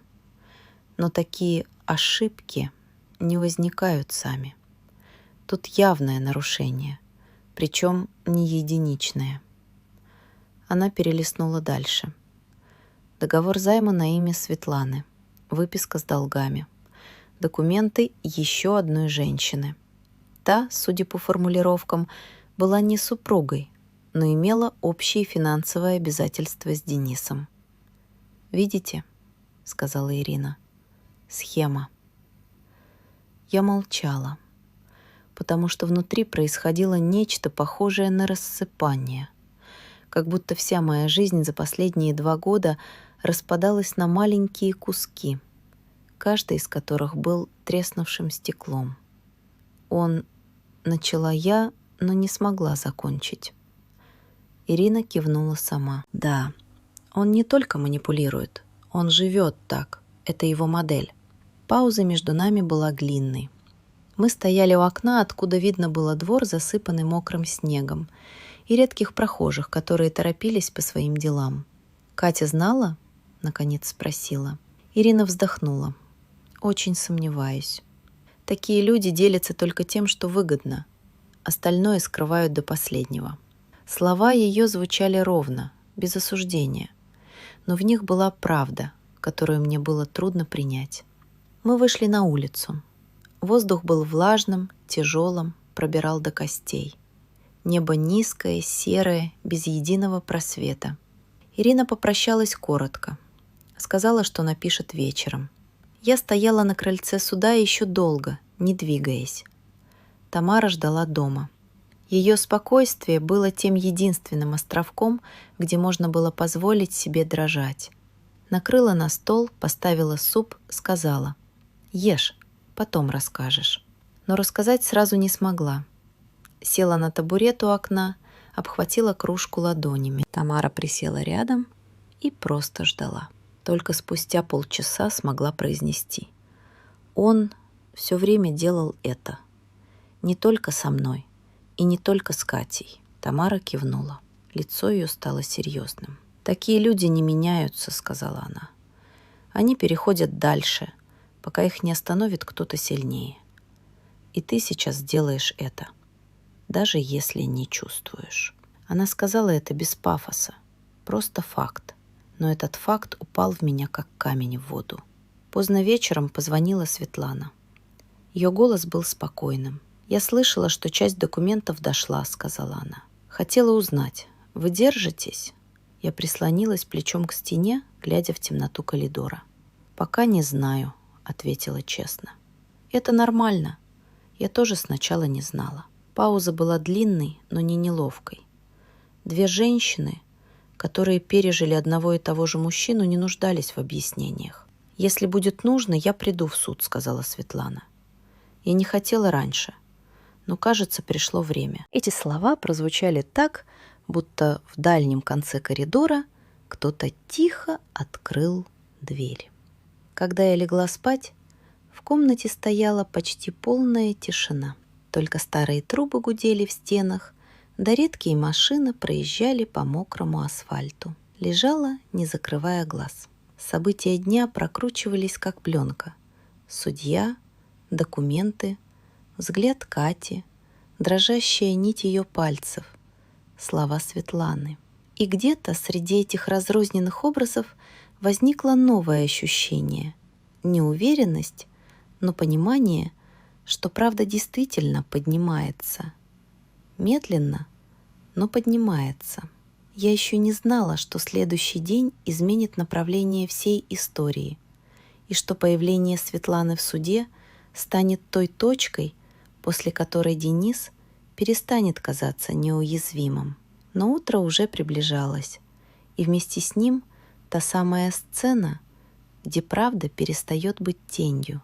Я сидела у окна в маленькой кофейне недалеко от остановки. За стеклом таял снег, оставляя темные мокрые полосы на асфальте.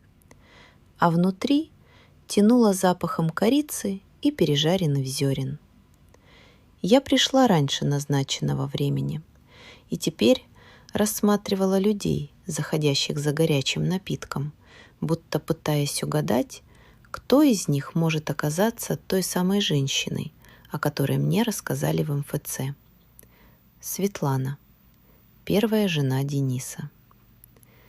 Дверь звякнула колокольчиком, и вошедшая женщина сразу привлекла внимание своей усталой походкой. Не измученная, скорее та, которая давно перестала ждать от жизни сюрпризов. Она огляделась, увидела меня и кивнула, будто мы были знакомы много лет. Подошла к столику, аккуратно сняла перчатки, положила сумку рядом и села напротив. Мы поздоровались, и в ее голосе слышалось спокойствие, не требующее лишних слов. Она заказала себе кофе без сахара, а мне предложила булочку. Я отказалась. Она кивнула, будто ожидала именно такой ответ. Нас разделял стол, но казалось, что между нами лежат два параллельных мира. Ее уже разрушенный, мой еще только трещащий по швам. Она долго молчала, будто привыкла начинать разговоры не первой. Потом все-таки заговорила. Рассказывать про Дениса ей было тяжело, не в эмоциональном, а в физическом смысле, как будто каждое слово приходилось вынимать из груди. Она говорила ровно, почти без пауз, словно давала показания. Иногда опускала взгляд на свои руки, которые все время оставались сложенными, аккуратными, словно она боялась случайно сжать пальцы слишком сильно и выдать хоть какое-то чувство. То, что она рассказывала, переворачивало внутри меня все. Денис в ее жизни был почти таким же, каким стал в нашей. Уверенным, вежливым, бесшумным. Она говорила о его привычке входить в дом тихо, так что не всегда замечала его появление. О том, как он брал на себя решения без просьб и обсуждений, как быстро начал распоряжаться ее вещами, переставлять мебель, менять порядок. Как говорил, что хочет лишь улучшить их быт, хотя в итоге менялось все, кроме нее самой. Она будто была частью интерьера. Постепенно она перешла к более тяжелым вещам, к его долгам, странным знакомым, постоянным телефонным звонкам, которые он принимал на кухне за закрытой дверью, к словам, которые он произносил тем же спокойным голосом, каким говорил с Катей, что вокруг слишком много токсичных людей, что нужно отстаивать границы, что прошлое мешает будущему. Я узнавала почти каждую фразу, но в ее рассказах они звучали словно выцветшие, как будто он говорил одно и то же годами, просто менял адресатов. Потом она сказала тихо, без нажима. Он был женат на мне, когда начал жизнь с другой. Думала, что это его слабость, ошибка. Но теперь понимаю, это стиль. Я слушала, глядя на мокрый блеск ее пальто, и меняла многое. Не сам факт двоеженства. В глубине души я уже догадывалась о чем-то подобном, а то, как она говорила об этом, без обиды, без попытки оправдаться. Она будто констатировала последовательность событий, как врач, произносящий диагноз. В какой-то момент достала из сумки конверт. Аккуратный, старого вида, с загнутыми уголками. Здесь переписка, копии некоторых квитанций, документы. Я не храню ради мести, просто было надо для суда. Возьмите, может, вам помогут. Она протянула его без драматизма, так, как протягивают кому-то рецепт. Я взяла. Конверт оказался неожиданно тяжелым. Она допила кофе и поднялась. Перед уходом произнесла: «Он любит власть, не людей. Ему удобны те, кто объясняет его поведение усталостью или характером. Но если кто-то начинает задавать вопросы, он делает все, чтобы этот человек выглядел опасным или неуравновешенным. Так проще управлять». И ушла, так же спокойно, как вошла. Я осталась сидеть за столиком, не открывая конверт. Мне было нужно время, чтобы просто посидеть. Я чувствовала, как с каждым словом Светланы внутри меня что-то менялось. Не резко, а будто открывались задвижки, которые годами держали давление. Воздух вокруг стал тяжелее, но дышать было легче. Когда вышла на улицу, снег шел крупный, мокрый. Он лип к волосам, к рукавам, к сумке. Шелестел под ногами, смешиваясь с шумом машин. Люди бежали мимо, торопясь домой. А я шла медленно, думая о том, как мало мы замечаем, когда привыкли жить рядом с угрозой. Вечером позвонила Ирина. Голос у нее всегда был собранным, но сейчас звучал еще строже, чем обычно. Она попросила прийти утром с документами, которые дала Светлана. Я согласилась, убрав конверт в ящик стола, хотя понимала, за ночь все равно не усну. Утром кабинет Ирины встретил привычным запахом бумаги и принтера. Она сразу заметила конверт в моих руках и жестом предложила передать. Достала документы, быстро пролистала часть, остановилась на каких-то квитанциях. Потом подняла глаза и сказала тихо: «Это серьезно. Очень. Серьезнее, чем я ожидала услышать от адвоката». Ее лицо чуть изменилось. Усталость в уголках глаз, напряжение в линиях губ. Она сказала, что придется делать несколько запросов в разные ведомства, включая ЗАГС. Что, возможно, потребуется ждать дольше обычного, потому что некоторые архивы работают медленно. Что Денис явно рассчитывал, что его прошлое никто не тронет. А потом добавила: «У вас больше шансов, чем было. но будет труднее, чем хотелось бы». Эти слова звучали спокойнее и честнее, чем пустые обещания. Я кивнула, чувствуя одновременно облегчение и тревогу. Мы еще долго обсуждали порядок действий, подписывали бумаги, проверяли даты. Когда вышла из кабинета, в коридоре стояли люди с такими же папками, каждый со своей небольшой трагедией. Первая крупная точка в этом процессе наступила через пару недель, когда состоялось первое большое заседание. Зал был просторный, но холодный. Толстые стены плохо держали тепло, и воздух казался сырым. Люди в зимних пальто сидели на жестких стульях. Пахло мокрой шерстью и снегом, который таял на батареях. Я сидела рядом с Ириной, держа в руках тонкую папку с копиями документов. Катя сидела на другой стороне зала, чуть склонив голову, будто пряталась от чьего-то взгляда. Денис рядом с ней выглядел уверенно.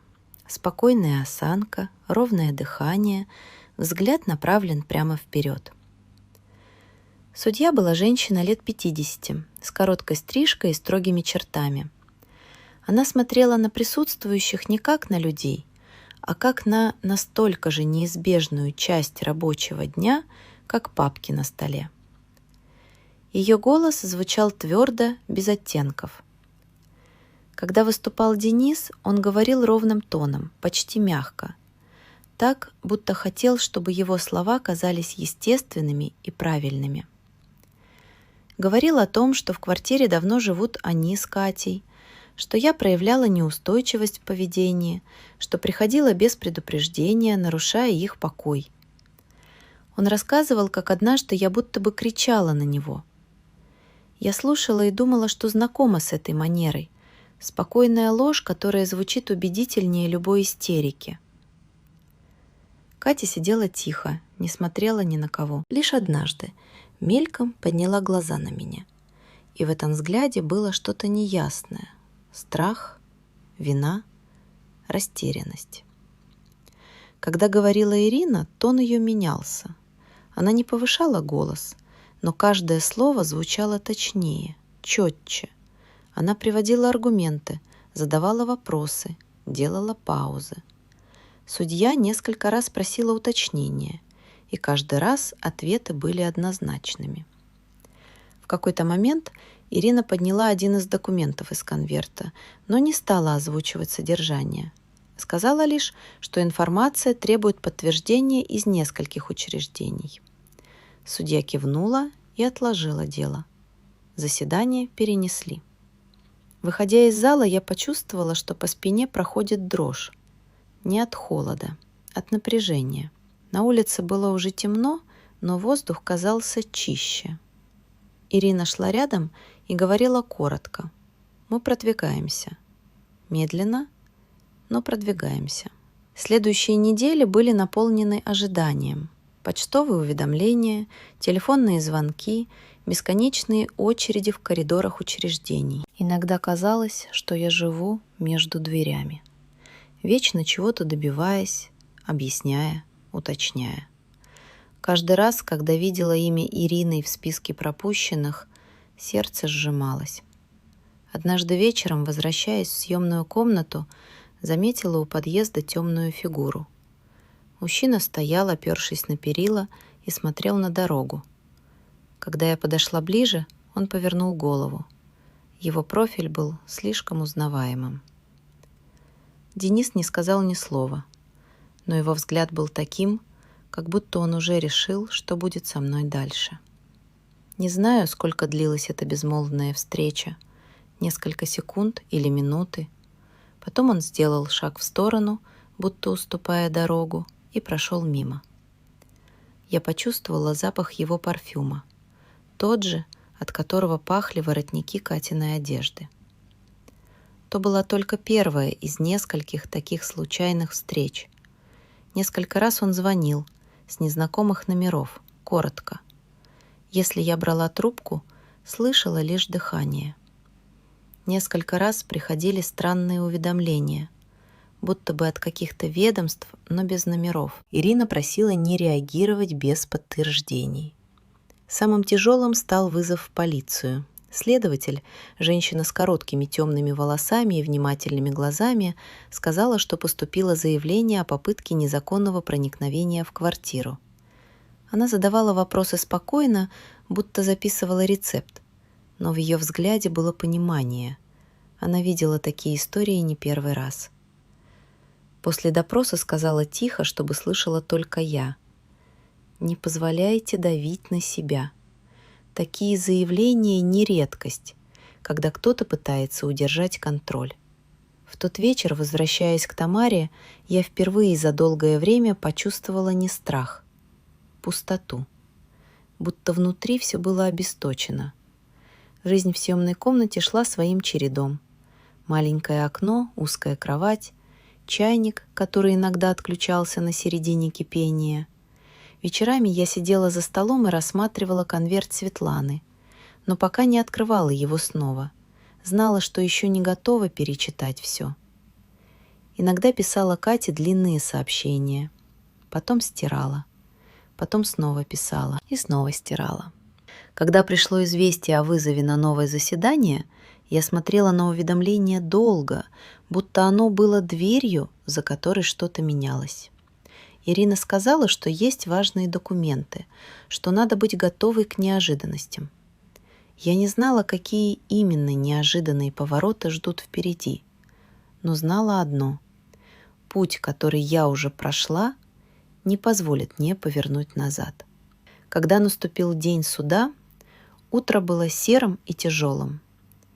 Я проснулась раньше будильника, слушала, как в батареях перекатывается едва теплая вода, и долго сидела на краю кровати, пытаясь поймать дыхание.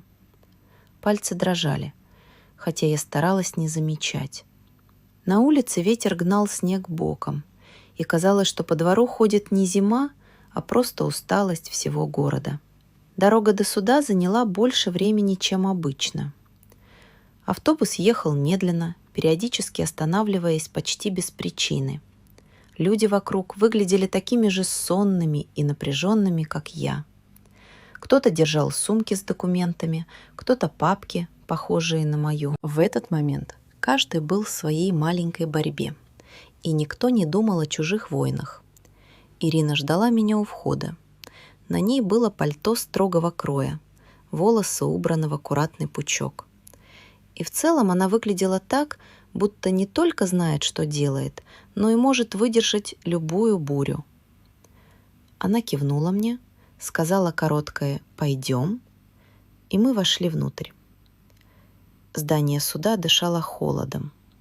Мы поднялись на второй этаж, прошли по длинному коридору, где запах пыли смешивался с чем-то резким, похожим на старую краску. Вокруг сидели люди. Кто-то тихо говорил по телефону, кто-то плакал, уткнувшись в шарф. Никто не обращал внимания на нас. У каждого были свои причины быть здесь. Когда нас пригласили в зал, сердце у меня дернулось. Там уже сидели Катя и Денис. Она держала руки на коленях. Сцепленные пальцы побелели от напряжения. Он выглядел собранным, спокойным, уверенным. Пиджак сидел идеально, галстук ровный. Он слегка повернул голову, увидел меня и еле заметно улыбнулся уголками губ, без радости. Это была не улыбка. Это был жест человека, который уверен, что выигрывает. Я села рядом с Ириной. Она наклонилась ко мне и тихо сказала: «Держитесь, сегодня может быть тяжело». Судья вошла быстро, без лишних пауз, села на свое место и сразу принялась за бумаги. Голос у нее был ровный и спокойный, но в нем слышалось что-то уставшее. Не от нас, от работы.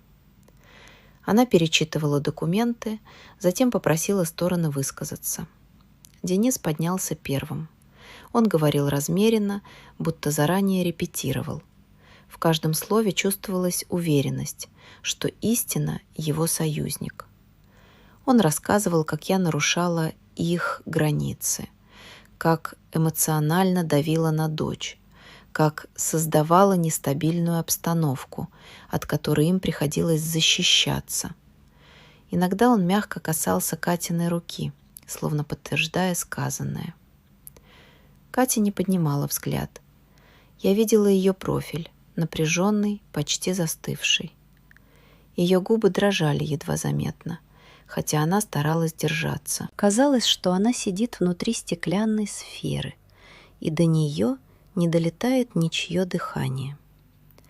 Когда настал черед Ирины, она поднялась и, не меняя выражения лица, спокойно сказала: «Мы хотим предоставить новые документы». Судья подняла взгляд. Ирина раскрыла папку, достала распечатки из того самого конверта. Бумаги легли на стол так ровно, будто весили больше, чем несколько листов. Ирина говорила сухо, но каждое слово звучало как шаг по твердому полу. Она перечисляла даты, адреса, квитанции, указывала на несовпадения, показывала связи между документами. Когда упомянула возможное двоеженство, судья нахмурилась и попросила уточнений. Для подтверждения требуется дополнительная информация из ЗАГСа. «Запрос уже подан», — сказала Ирина. «Мы ожидаем ответ в ближайшее время». В этот момент я услышала, как Денис глубоко втянул воздух. Он стоял неподвижно, но в глазах мелькнуло что-то резкое, короткая вспышка раздражения или страха. Он будто пытался сохранить спокойствие, но внутри у него что-то дрогнуло. Судья сделала паузу, затем сказала, что заседание будет продолжено после получения всех необходимых документов. Ее голос оставался ровным, но в нем появилась настороженность. Когда выходили из зала, Катя прошла мимо, даже не взглянув в мою сторону. Ее шаги были быстрыми, будто она хотела оказаться как можно дальше от меня и от происходящего. Денис задержался у двери, снова посмотрел на меня, и на этот раз выражение было другим, напряженным, жестким. Он будто взвешивал что-то. Ирина слегка коснулась моего локтя и сказала: «Он начинает нервничать, это видно». Мы вышли на улицу. Снег падал густо, хлопья садились на одежду и таяли почти сразу. Люди проходили мимо, а ветер тянул их шаги, словно знал, куда им нужно торопиться. Я стояла, вдыхая холодный воздух, и чувствовала, что внутри меня происходит что-то странное. Не победа и даже не надежда. Что-то вроде осознания того, что события начали разворачиваться не так, как он планировал. Но ночью телефон дрогнул новым сообщением. Номер был незнакомым, текст коротким. «Тебе лучше остановиться». Без подписи, без уточнений. Я смотрела на экран, пока он не погас. В комнате было тихо. Только часы тикали на стене, отмеряя секунды. Казалось, что время стало плотным, вязким. На следующее утро Ирина попросила отправить ей скриншот сообщения. Сказала, что это важно. Ее голос оставался спокойным, но я слышала, что она собирает в уме новые линии защиты. Вечером, возвращаясь домой, почувствовала, что кто-то идет за мной. Шаги были не быстрыми, но совпадали с моими. Когда я свернула во двор, шаги остановились. Я оглянулась. Никого. Только темнота, редкие окна, светящиеся желтым. В ту ночь я почти не спала. Лежала, слушая, как дом покачивается от ветра, и думала о том, как быстро чья-то уверенность превращается в угрозу. На следующий день Ирина позвонила снова. Ее голос был более собранным, чем обычно. «Пришли документы. Завтра заседание. Будет непросто». Я кивнула, хотя она не могла этого видеть. Долго стояла у окна, смотря на улицу, где редкие прохожие оставляли следы в мокром снегу. Думала о Кате, о том, как она сидела в суде, о ее руках, которые она сжимала так крепко, и о том, что впереди нас ждет момент, которого никто из нас не сможет избежать. Утро было серым, туман висел низко, будто город дышал тяжело и с усилием. Я шла к суду медленно, чувствуя, что каждый шаг отзывается где-то глубже, чем просто в теле. Казалось, что вся дорога пропитана ожиданием, не тревожным, а густым, вязким, как воздух перед грозой. Ирина ждала меня у входа. Лицо у нее было спокойным, но взгляд более острым, чем обычно.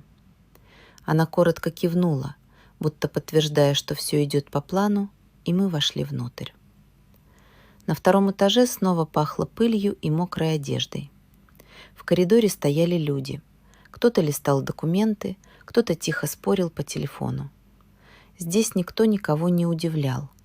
Каждый пришел со своей личной бедой, и чужие страдания были лишь фоном. Когда нас пригласили в зал, я почувствовала, как легкий холод прошел по коже. Катя уже сидела внутри. Плечи у нее были опущены, будто она не спала. Рядом Денис, собранный, гладкий, аккуратный. Он повернул голову, заметил нас, и в его взгляде мелькнуло раздражение, едва уловимое, но уже не скрываемое так тщательно, как раньше. Судья вошла быстро. Взгляд ее был сосредоточен, сегодня в нем не было усталости, только внимательность, направленная на стопку документов, которую Ирина положила на стол. Она позволила нам сесть и сразу приступила к делу. Ирина поднялась первой. Ее голос звучал ровно, но в каждой фразе была уверенность человека, который держит все нити в руках. Она представила документы, которые пришли из нескольких учреждений. В зале стало тише. Даже те, кто сидел в стороне, будто остановили дыхание. Когда Ирина произнесла слова о зарегистрированном браке Дениса с другой женщиной, датированном периодом, когда он уже жил с Катей, судья подняла глаза. На лице ее ничего не отразилось, кроме легкого движения бровей, но я почувствовала, что воздух в зале изменился. Он стал плотнее, будто пространство вдруг заметило происходящее. Денис резко выдохнул, но тут же взял себя в руки. Его голос был уверенным, почти раздраженно спокойным. Он сказал, что это ошибка, совпадение, что документы устарели, что он давно развелся, просто не уведомил вовремя, что бывают задержки в бумагах. Судья слушала, не перебивая. Потом попросила его уточнить даты. Он начал говорить снова, слишком быстро, слишком гладко. Ирина внимательно смотрела на него, не перебивая, но в ее взгляде читалась твердая уверенность. Он запутывается. Катя сидела рядом, будто отрезанная от всего происходящего. Она смотрела в одну точку, будто боялась, что любое движение разрушит хрупкое равновесие внутри нее. Когда судья спросила ее, знает ли она о первом браке мужа, Катя вздрогнула, но не подняла головы. Голос ее был тихим. «Нет, я не знала». Судья кивнула, будто отметила что-то важное. Ирина продолжила. Она описывала переписку, предоставленную Светланой, указывала на последовательность событий, на исчезающие совпадения. Фразы ее были точными, как металлические шарниры, которые складывались в четкий механизм. Каждое слово фиксировало трещины в попытках Дениса удержать маску. В какой-то момент он не выдержал, сделал шаг вперед, сказал громче, чем прежде. «Это все ложь, манипуляция. У меня есть своя версия событий». Судья подняла руку, останавливая его, и голос ее был стальным. Без эмоциональных выступлений. Продолжайте по существу. Этот короткий момент словно осадил его. Он замолчал, чуть отвернулся, губы сжались. Смотрел мимо всех, будто хотел найти в стенах хоть что-то, что поддержит его уверенность. Когда судья удалялась для перерыва, в зале повисла тишина. Люди шептались, но тихо, не из любопытства, а из уважения к тому, что происходило. Я сидела, чувствуя, как по ладоням проходит дрожь. Ирина положила руку мне на плечо, короткое теплое касание, без слов. После перерыва судья вернулась. Листала документы долго, потом произнесла: в деле присутствуют существенные несоответствия, касающиеся заявленных семейных обстоятельств ответчика. Необходима комплексная проверка. Однако уже представленные сведения свидетельствуют о признаках двоеженства. Денис резко поднял голову, но судья продолжила, не давая ему возможности вмешаться.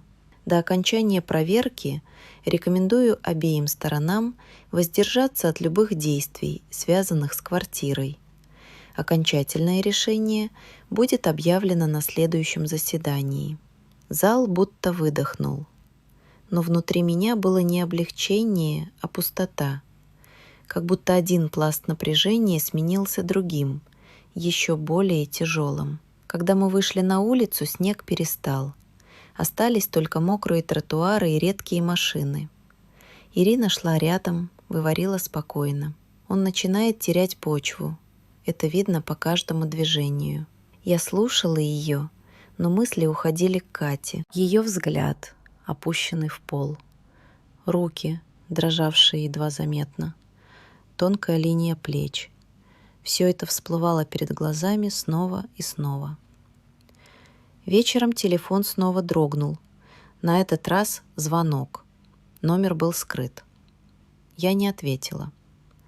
Через минуту пришло сообщение. «Ты вообще понимаешь, что делаешь?» Слова были без подписи, но я знала, что они от него. Смотрела на экран, пока буквы не расплылись. Убрала телефон, закрыла глаза. Дыхание было тяжелым, будто воздух стал гуще. Ночью услышала стук. Тихий, осторожный, будто кто-то проверял, дома ли я. Сердце забилось быстрее. Подошла к двери, посмотрела в глазок — пусто. Минут через 10 шаги удалились по коридору. Утро принесло усталость, но вместе с ней ощущение, что время идет, и ничто уже не остановит процесс, который мы запустили.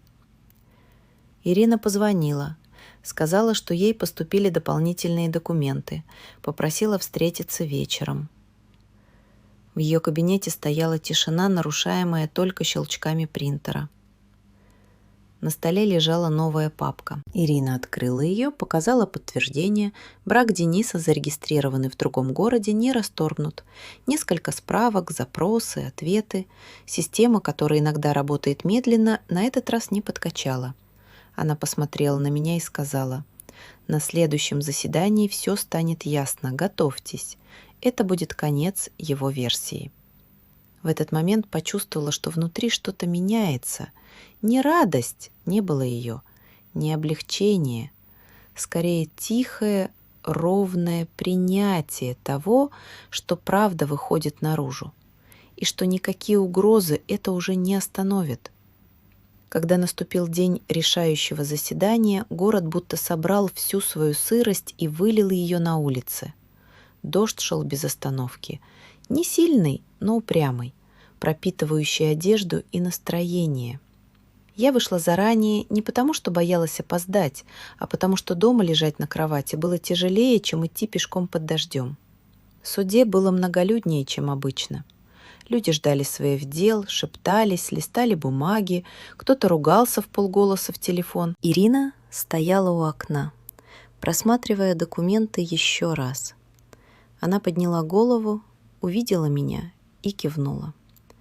Слова были не нужны. Когда нас пригласили, в зале уже сидели Денис и Катя. Она выглядела так, будто не спала несколько ночей. Кожа бледная, тени под глазами, волосы собраны небрежнее обычного. Руки снова сцеплены, как в прошлый раз, но теперь крепче, почти судорожно. Денис сохранял внешнее спокойствие, но оно стало другим. В движениях появилась резкость, в позе напряжение. Ровная маска, которую он носил так долго, начала трескаться, и трещины были заметнее с каждым его взглядом в нашу сторону. Судья вошла быстро, взяла документы, выданные накануне, положила перед собой. Некоторое время пролистывала страницы, и в тишине зала был слышен только шелест бумаги. Когда она заговорила, голос ее был ровным, но в нем звучала та уверенность, которую ощущают люди, привыкшие иметь дело с правдой, какой бы она ни была. В ходе рассмотрения дела установлено, что Денис Сергеевич П. состоит в зарегистрированном браке с гражданкой С., заключенном ранее и не расторгнутом. Представленные документы подтверждают данный факт. Таким образом, заявление о создании новой семьи в период, когда юридически продолжал существовать предыдущий брак, не соответствует действительности. Денис попытался перебить, но судья подняла руку, и жест ее был настолько решительным, что он замолчал. Судья продолжила. Учитывая выявленные обстоятельства, а также предоставленные доказательства о фактическом давлении, оказываемом на истицу, суд приходит к выводу о признании сделки дарения спорной и подлежащей отмене. Квартира подлежит возврату первоначальному владельцу. Я не ощутила облегчения. Внутри было пусто, ровно как в комнате после того, как вынесли мебель. В глазах потемнело на секунду, но я удержала дыхание. Катя тихо охнула. Звук был едва слышным, но настолько болезненным, что он разорвал тишину. Она закрыла лицо руками, плечи дрогнули. Денис повернулся к ней, что-то прошептал, но голос его был резко холодным. Она не ответила. Ирина положила руку мне на локоть. Короткое движение, едва заметное. Сдержанная, профессиональная, но теплая. Когда судья закончила, и человек, сидевший у дверей, объявил, что заседание окончено, люди вокруг начали вставать, собирая бумаги. Я сидела неподвижно. Мир вокруг будто замедлился, как бывает после долгого напряжения. Катя поднялась первой, подошла к дверям, не оглянувшись. Денис шел за ней. У самой двери остановился, повернулся ко мне. Взгляд его был тяжелым, злым. Не яростным, а бездонным, как черная вода.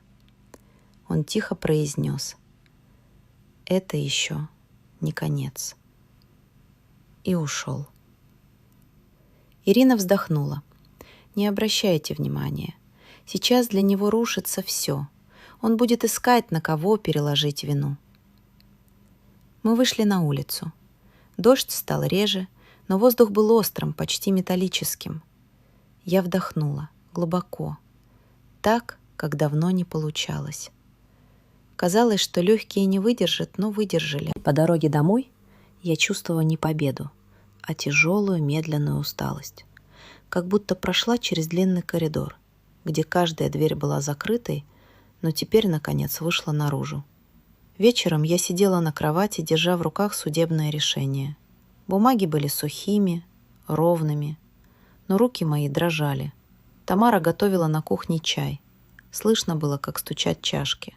Она не спрашивала, не торопила, просто была рядом. Телефон лежал на столе. Иногда он включался, уведомления, какие-то сообщения от знакомых, но ни одно из них не было от Кати.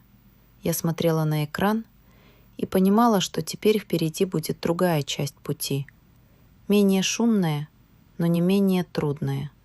Дом, который возвращался ко мне, был не просто стенами и мебелью. Это было место, которое стало источником боли и которое теперь предстояло снова сделать своим. Следующие дни прошли в непрерывных хлопотах. Документы, ключи, описи. Ирина сопровождала меня по всем этапам. Объясняла, что подписывать, что уточнять. Мы оформляли возврат квартиры, согласовывали акты, решали вопросы с регистрацией. В участковом пункте пахло сырым деревом и старой краской. Пахомов, участковый, принимал бумаги формально, но без грубости. Спросил пару раз, не угрожает ли мне кто-то. Я кивнула головой. Он кивнул, записал что-то, пожелал удачи. В его голосе это прозвучало как обычная вежливость, но в глазах я увидела понимание. Когда дверь поддалась и я вошла, тишина встретила холодом, будто квартира не была готова принять меня обратно. Свет включила не сразу, просто постояла, вдыхая застоявшийся запах. Потом лампа под потолком разлила мутный свет, и я медленно шагнула дальше. Комнаты казались настороженными.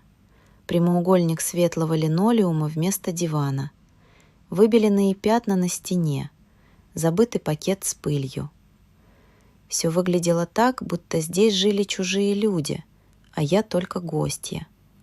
Закрыв дверь, прислушалась к щелчку замка. Раньше он успокаивал, теперь напоминал, сколько времени прошло. Пальто повесила на крючок, скрип его резанул слух. На кухне пустота ощущалась сильнее. Холодильник открыт, полки пусты, на столе засохший круг от кружки. Кран хрипел, сплевывал ржавчину, и холодная вода пробирала до кожи. Села на оставшийся табурет. Он покачнулся, но удержал, и от этой простоты стало немного легче. Чтобы не застыть в оцепенении, начала убирать. Пыль с подоконника, мусор со стола, движения медленные, вдумчивые. Память поднималась вместе с каждым мазком тряпки. Телефон завибрировал. Тамара спрашивала, как я. Ответила коротко. Пусто вокруг, шумно внутри. Она предложила помощь, но я отказалась. Нужна была тишина. В Катиной комнате окно оставили открытым. Шторы шевелились, впуская сырой воздух. Я прислонилась к раме, вспомнила утро перед ее экзаменом. Нервное дыхание, быстрые движения расчески. Теперь здесь был только холодный подоконник. В прихожей нашлась чужая кепка. Пахло мужским парфюмом. Поставила обратно, не трогая лишний раз. Уборка заняла почти час. Кухня стала неуютнее, но уже не такой чужой. Под вечер легла на матрас. Долго не могла уснуть. Каждый звук казался знакомым и новым одновременно. Под утро все же провалилась в короткий сон. Утром включила чайник и впервые почувствовала легкое освобождение. Никто не командует, не следит. Валентина Петровна заглянула в приоткрытую дверь. Просто кивнула, сказала держаться. Ее спокойствие немного согрело. Вышла пройтись вокруг дома. Пахло мокрым асфальтом, дворники ворчали. Снизу смотрела на собственные окна и чувствовала недоверие. Столько месяцев за ними шла чужая жизнь. Когда вернулась, увидела сообщение от Кати. Короткое, сдержанное. Ей сказали, что квартира вернулась мне. Ответ писать не стала. Днем пришел Пахомов. Проверял, все ли в порядке. Сказал, что раньше здесь были жалобы на шум. Его голос звучал чуть мягче, чем раньше, будто он понимал больше, чем говорил.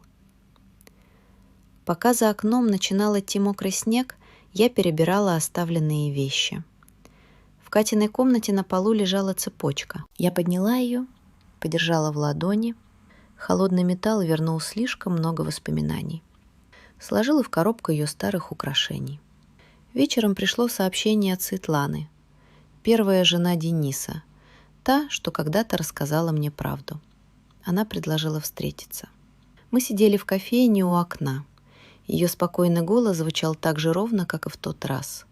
Сказала, что такие люди, как Денис, не исчезают сразу, что он может попытаться вернуть контроль.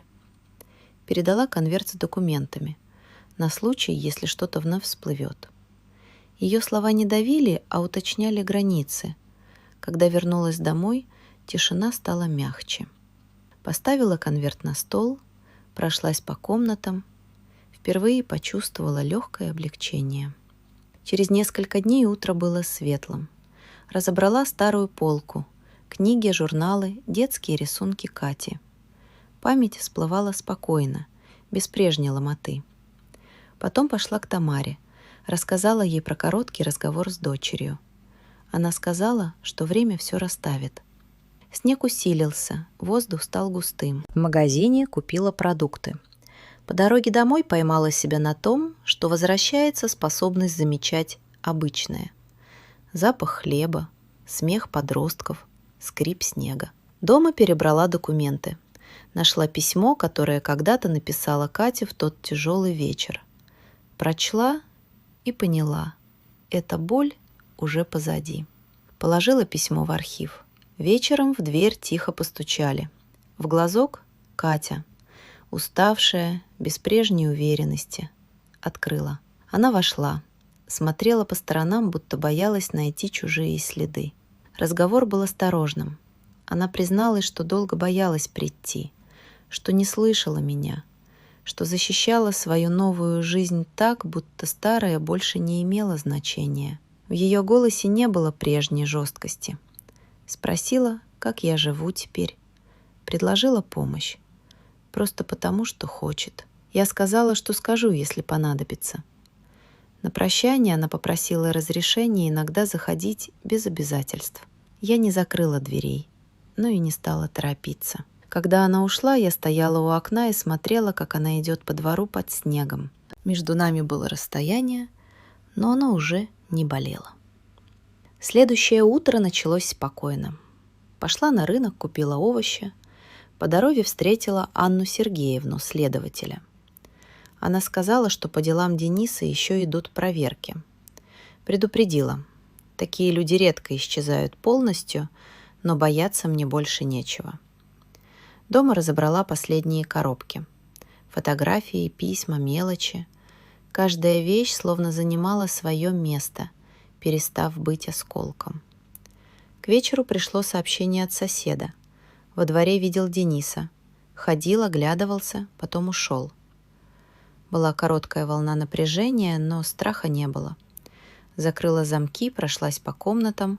Дом был тихим и крепким. Утром сосед снова написал. Сегодня его нет, двор спокойный. Я поблагодарила, открыла окно. Морозный воздух был честным, живым. С ним можно было иметь дело. И в этой ровной ненавязчивой тишине я поймала простую, честную мысль. Иногда то, что рушится, не нужно чинить. Куда важнее научиться жить дальше так, чтобы собственное спокойствие больше не зависело ни от чьей воли, ни от чьей лжи. И это понимание оказалось тише любой победы, но устойчивее всего, что было раньше.